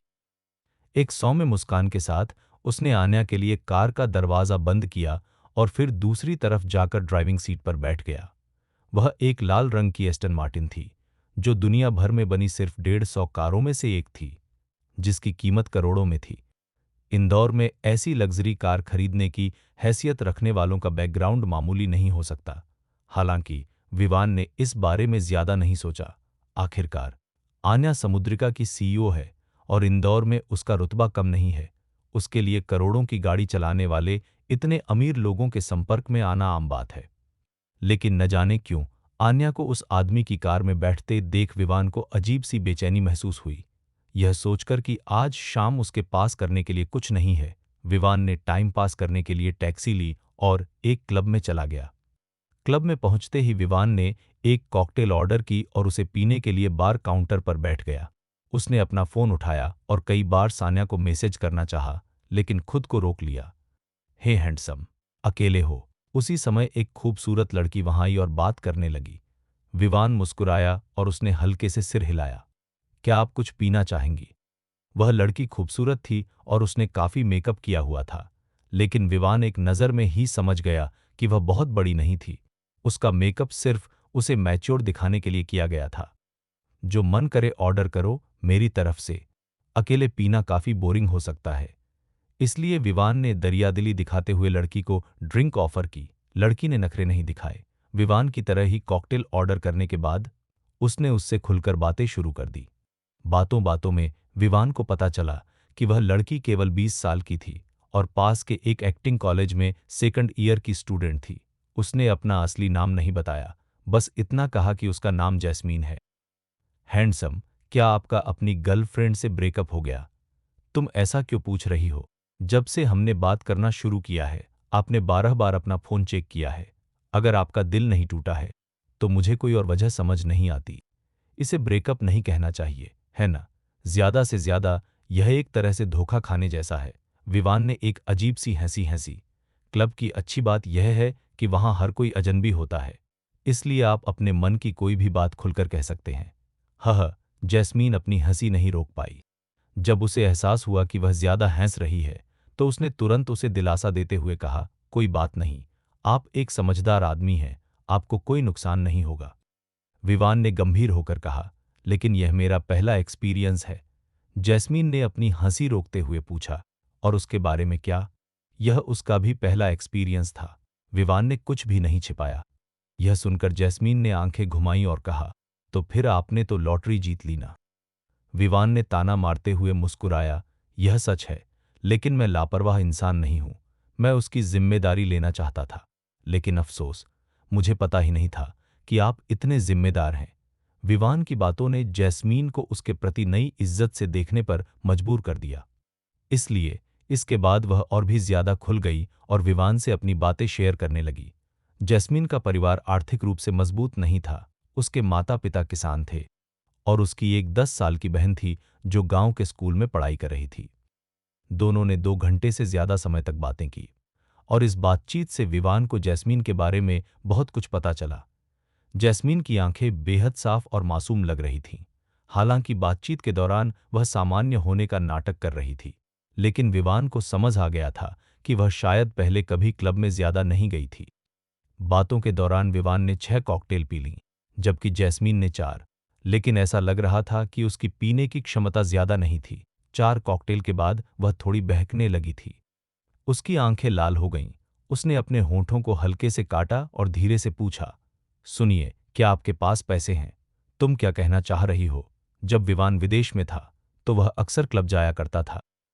कई लड़कियां उससे कांटेक्ट करती थीं, लेकिन उनमें से ज्यादातर मतलब के लिए आती थीं और उनका मकसद पैसे के अलावा और कुछ नहीं होता था। विवान हमेशा इस तरह की लड़कियों को साफ मना कर देता था, लेकिन जैस्मीन से उसे एक अलग ही एहसास हुआ। वह जैस्मीन के दिल में चल रही कशमकश और मजबूरी देख सकता था। उनकी बातचीत से उसे जैस्मीन के बारे में कुछ बातें पता चलीं। वह एक मजबूत और खुददार लड़की थी। इस बात को उठाने का मतलब ही यह था कि वह किसी ऐसी मुसीबत में फंसी है जिसका हल वह फिलहाल नहीं निकाल सकती। असल में, मैं आज यहाँ इसलिए आई थी क्योंकि मुझे कोई ऐसा चाहिए जो मेरी मदद कर सके, लेकिन मैं बहुत डरी हुई भी हूँ। मुझे बुरे लोगों से मिलने का डर है। जैस्मीन थोड़ा शर्मा गई। उसकी मासूम आंखें विवान की नजरों से बच रही थीं। विवान ने अपने गिलास को घुमाया और हंसते हुए कहा, तो क्या तुम्हें डर नहीं लगता कि मैं भी एक बुरा इंसान हो सकता हूँ? आप मुझे इतनी मासूमियत से देखते हैं कि मुझे लगता है कि आप बुरे इंसान नहीं हैं। जैस्मीन ने अपने कपड़ों का कोना कसकर पकड़ रखा था। साफ दिख रहा था कि वह बहुत घबराई हुई थी। विवान ने कुछ नहीं कहा, बस चुपचाप उसे देखता रहा। इस तरह घूरे जाने से वह बहुत असहज लग रही थी, या शायद उसे लग रहा था कि उसका यह बर्ताव शर्मनाक है। जैस्मीन और भी ज्यादा घबरा गई और उसका चेहरा तेजी से लाल होने लगा। जैसे ही उसने उठकर जाने की हिम्मत जुटाई, विवान बोल पड़ा, तुम्हें कितने पैसे चाहिए? यह सुनकर जैस्मीन ने विवान की ओर देखा। उसकी मासूम आंखें हैरानी से भर उठीं। उसे लगा था कि विवान मना कर देगा। जैस्मीन इतनी डरी हुई थी कि उसका शरीर कांप रहा था। उसने धीमी आवाज में हकलाते हुए कहा, 5 लाख, क्या यह ठीक रहेगा? जरूर, लेकिन बदले में मुझे क्या मिलेगा? विवान ने हल्के से सिर हिलाया। हालांकि वह अमीर है, लेकिन उसका पैसा आसमान से नहीं टपका है। अगर आपको उससे कुछ चाहिए, तो बदले में आपको उसके बराबर कीमत की कोई चीज देनी होगी। यह दुनिया का नियम है और यही वह सिद्धांत भी है जो उसकी माँ ने उसे बचपन से सिखाया है। जैस्मीन शर्मा गई और कांपती हुई आवाज में बोली, मैं आपके साथ 1 साल तक रह सकती हूँ भैया। आपको जो भी चाहिए होगा, मैं वो करूंगी। ठीक है, मुझे अपना अकाउंट नंबर दो। विवान ने अपना फोन निकाला। जैस्मीन सन्न रह गई। उसे विवान से इतनी सीधी बात की उम्मीद नहीं थी, लेकिन अपने परिवार की हालत के बारे में सोचकर उसने अपनी शर्म को दबा दिया और उसे अपना बैंक अकाउंट नंबर दे दिया। टिंग! बैंक के मैसेज से पता चला कि उसके खाते में 5 लाख रुपए जमा हो गए हैं। पैसे देखकर जैस्मीन पल भर के लिए सन्न रह गई, लेकिन उसे इसका कोई अफसोस नहीं था, क्योंकि उसे सचमुच पैसों की सख्त जरूरत थी। विवान ने बिल चुकाया। जैस्मीन की तरफ मुस्कुराते हुए कहा, मैंने तुम्हें पैसे भेज दिए हैं, अब तुम मेरे साथ चलो। जैस्मीन ने दांत पीसते हुए सिर हिलाया और कहा, ठीक है। बार से बाहर निकलते ही गर्मी की शाम की ठंडी हवा ने मुझे छुआ। विवान अब काफी होश में था। उसने हाथ हिलाकर एक टैक्सी रोकी और आगे वाली सीट पर बैठ गया। जैस्मीन एक पल के लिए हिचकिचाई, फिर उसने पीछे का दरवाजा खोला और अंदर बैठ गई। पूरे रास्ते दोनों के बीच खामोशी रही। टैक्सी से उतरने के बाद विवान आगे चल पड़ा, जबकि जैस्मीन डरते हुए सिर झुकाए उसके पीछे पीछे चलने लगी। अपने किराए के फ्लैट में वापस आकर विवान ने अपने जूते बदले और नहाने चला गया। जब वह नहाकर बाहर आया तो जैस्मीन अभी भी कमरे में खड़ी थी। वह थोड़ी घबराई हुई थी, उसका सुंदर चेहरा लाल हो गया था और वह वहां बुत बनकर खड़ी थी, बिल्कुल भी हिल नहीं रही थी। क्या तुम नहीं नहाओगी? विवान, जो तौलिए में लिपटा हुआ था, बिस्तर पर बैठकर उसे शरारती नजरों से देख रहा था। बाथरूम में घुसते समय जैस्मीन का कोमल शरीर थोड़ा कांप गया। उसे नहाने में काफी समय लगा। पूरे आधे घंटे बाद वह तौलिए में लिपटी हुई बाहर आई। इस समय जैस्मीन के चेहरे पर भारी मेकअप नहीं था। विवान ने उसे ध्यान से देखा। उसका चेहरा एकदम अंडाकार था, लंबी पलकें, तीखे नैन नक्श, गेहुआ रंग और गुलाबी होंठ। पहली नजर में वह एक भोली भाली और मासूम कॉलेज गर्ल लग रही थी। उसकी लंबाई लगभग 5 फुट 5 इंच थी और वह थोड़ी दुबली थी, लेकिन उसका शरीर काफी सुडौल था। उसके पैर लंबे और सुंदर थे। कुल मिलाकर विवान उसे 100 में से 90 नंबर देता। एकमात्र कमी यह थी कि वह कुछ ज्यादा ही दुबली थी, जिससे लग रहा था कि उसने ठीक से खाना नहीं खाया है। विवान की नजरों को अपने ऊपर महसूस करते ही जैस्मिन घबराहट से पसीने पसीने हो गई। देर हो रही है, जल्दी आओ। जी। हालांकि वह बार में काफी बोर्ड बन रही थी, लेकिन जब असल वक्त आया तो उसका दिमाग सुन्न हो गया और वह बुरी तरह घबरा गई। विवान ने उसे पलटा, बिस्तर पर लिटाया और उसके गुलाबी होंठों को चूम लिया। लड़की की सांसों में एक हल्की मीठी खुशबू थी जो अच्छी लग रही थी, लेकिन साफ था कि उसे किस करने का कोई तजुर्बा नहीं था। वह किसी लकड़ी के टुकड़े की तरह अकड़ी रही और उसे समझ नहीं आ रहा था कि क्या करे। जैसे ही विवान आगे बढ़ने वाला था, जैस्मीन ने आखिरकार बोलने की हिम्मत जुटाई, सर, यह मेरा भी पहला अनुभव है, तो क्या आप थोड़ा धीरे करेंगे? पहला। विवान जैसे नींद से जाग गया। जैस्मीन ने धीरे से सिर हिलाया। उसका चेहरा लाल हो गया था, उसकी आंखें कसकर बंद थीं। वह विवान की ओर देखने की हिम्मत नहीं कर पा रही थी। आज रात मुझे थोड़ी थकान महसूस हो रही है। तुम बगल वाले कमरे में क्यों नहीं सो जाती? विवान ने गहरी सांस ली और उससे अलग हो गया। हम। यह सुनकर जैस्मीन ने अपनी आंखें खोल दीं। उसने विवान की ओर मुड़कर देखा। उसकी आंखों में जिज्ञासा और उलझन दोनों थी। हालांकि वह बहुत घबराई हुई थी, लेकिन उसे अंदाजा था कि विवान यही चाहता था। मुझे कल सुबह काम पर जल्दी जाना है, जल्दी जाओ, मेरी नींद खराब मत करो, विवान ने झल्लाते हुए उससे कहा। जैस्मीन मना करने की हिम्मत नहीं कर पाई, इसलिए वह तुरंत उठी, तौलिया ठीक किया और दूसरे कमरे में चली गई। दरवाजा धीरे से बंद हुआ। अगर ध्यान से न सुना जाए तो आवाज भी नहीं आती। विवान कड़वी मुस्कान लिए बिस्तर पर लेटा हुआ था। वह खुद को मजे में डुबोना चाहता था, प्यार व्यार को एक तरफ रखकर केवल जिस्मानी सुख लेना चाहता था। लेकिन बदकिस्मती से यह उस लड़की का पहला अनुभव था। इस वजह से उसका दिल पसीज गया। कई गहरी सांसें लेने के बाद विवान आखिरकार शांत हो गया।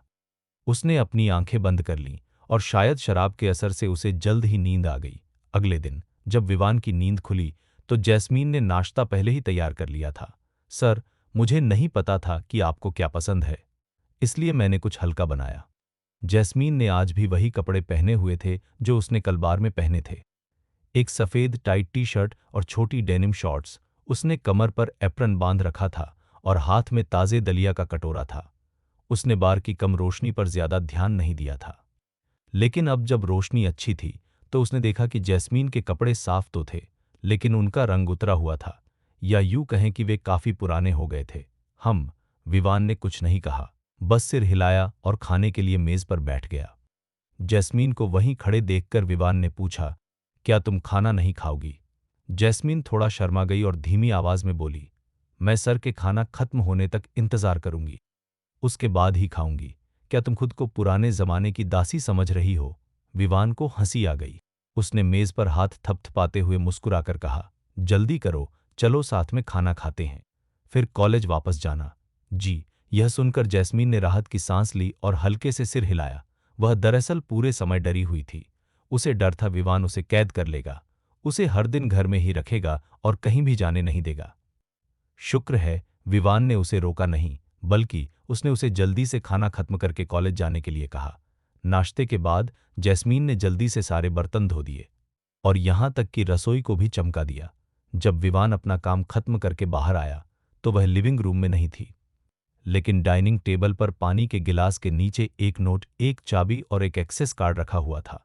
विवान ने नोट उठाया और उस पर लिखी एक लाइन पढ़ी, मुझे तीखा खाना पसंद है, इसलिए मैं कॉलेज के बाद जल्दी घर आकर खाना बनाऊंगी।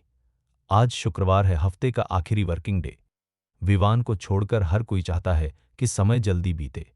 सुबह का समय बचे हुए क्लाइंट्स की जानकारी देखने में बिताने के बाद वह आन्या से मिलने प्रेसिडेंट के केबिन में गया। आन्या अपनी सेक्रेटरी से काम के बारे में बात कर रही थी, तभी विवान अंदर आया। उसने भौहें चढ़ाकर नाराजगी से कहा, क्या तुम्हें दिख नहीं रहा कि मैं बिजी हूं? बाहर जाओ। विवान एक पल के लिए रुका, फिर अपने पीछे दरवाजा बंद करके चला गया। उसे लगा कि वह एक डरपोक मालिक साबित हो रहा है। लगभग 5 मिनट इंतजार करने के बाद सेक्रेटरी घबराई हुई हालत में केबिन से बाहर आई। विवान को अभी भी दरवाजे पर इंतजार करते देख सेक्रेटरी ने धीरे से उसे याद दिलाया, आन्या मैम आज अच्छे मूड में नहीं है। अगर आपको कुछ जरूरी बात नहीं करनी है तो बेहतर होगा कि आप अंदर न जाएं और डांट न खाएं। विवान मुस्कुराया और सिर हिलाया, फिर दरवाजा खोलकर अंदर चला गया। क्या तुम्हें नहीं पता कि मेरे केबिन में आने से पहले दरवाजा खटखटाना चाहिए? आन्या ने भौहें चढ़ाई, उसका चेहरा एकदम पत्थर जैसा हो गया। इस समय वह एक सख्त और कड़क बॉस लग रही थी, जिसे पूरे इंदौर में आयरन लेडी के नाम से जाना जाता था। विवान ने अपनी भौहें ऊपर उठाईं और उसका लहजा सख्त हो गया। अगर तुमने एक और शब्द भी बोला तो यकीन मानो, मैं तुम्हें नौकरी से निकाल दूंगा। नहीं। कुछ पल पहले तक सख्त और रूखी दिखने वाली बॉस ने तुरंत अपना रंग बदल लिया। वह झट से उठी और मुस्कुराते हुए विवान को अपनी कुर्सी पर बैठने का इशारा किया। अरे छोटे मालिक, क्या आपको मुझसे कुछ काम था? लहजा बिल्कुल विनम्र तो नहीं था, लेकिन फिर भी काफी सलीकेदार था। विवान बॉस की कुर्सी पर बैठा था, उसका दाहिना हाथ माउस पर था और उसने लापरवाही से एक फोल्डर खोला। अगले ही पल स्क्रीन पर कार्टून किरदारों की ढेर सारी तस्वीरें दिखाई दीं।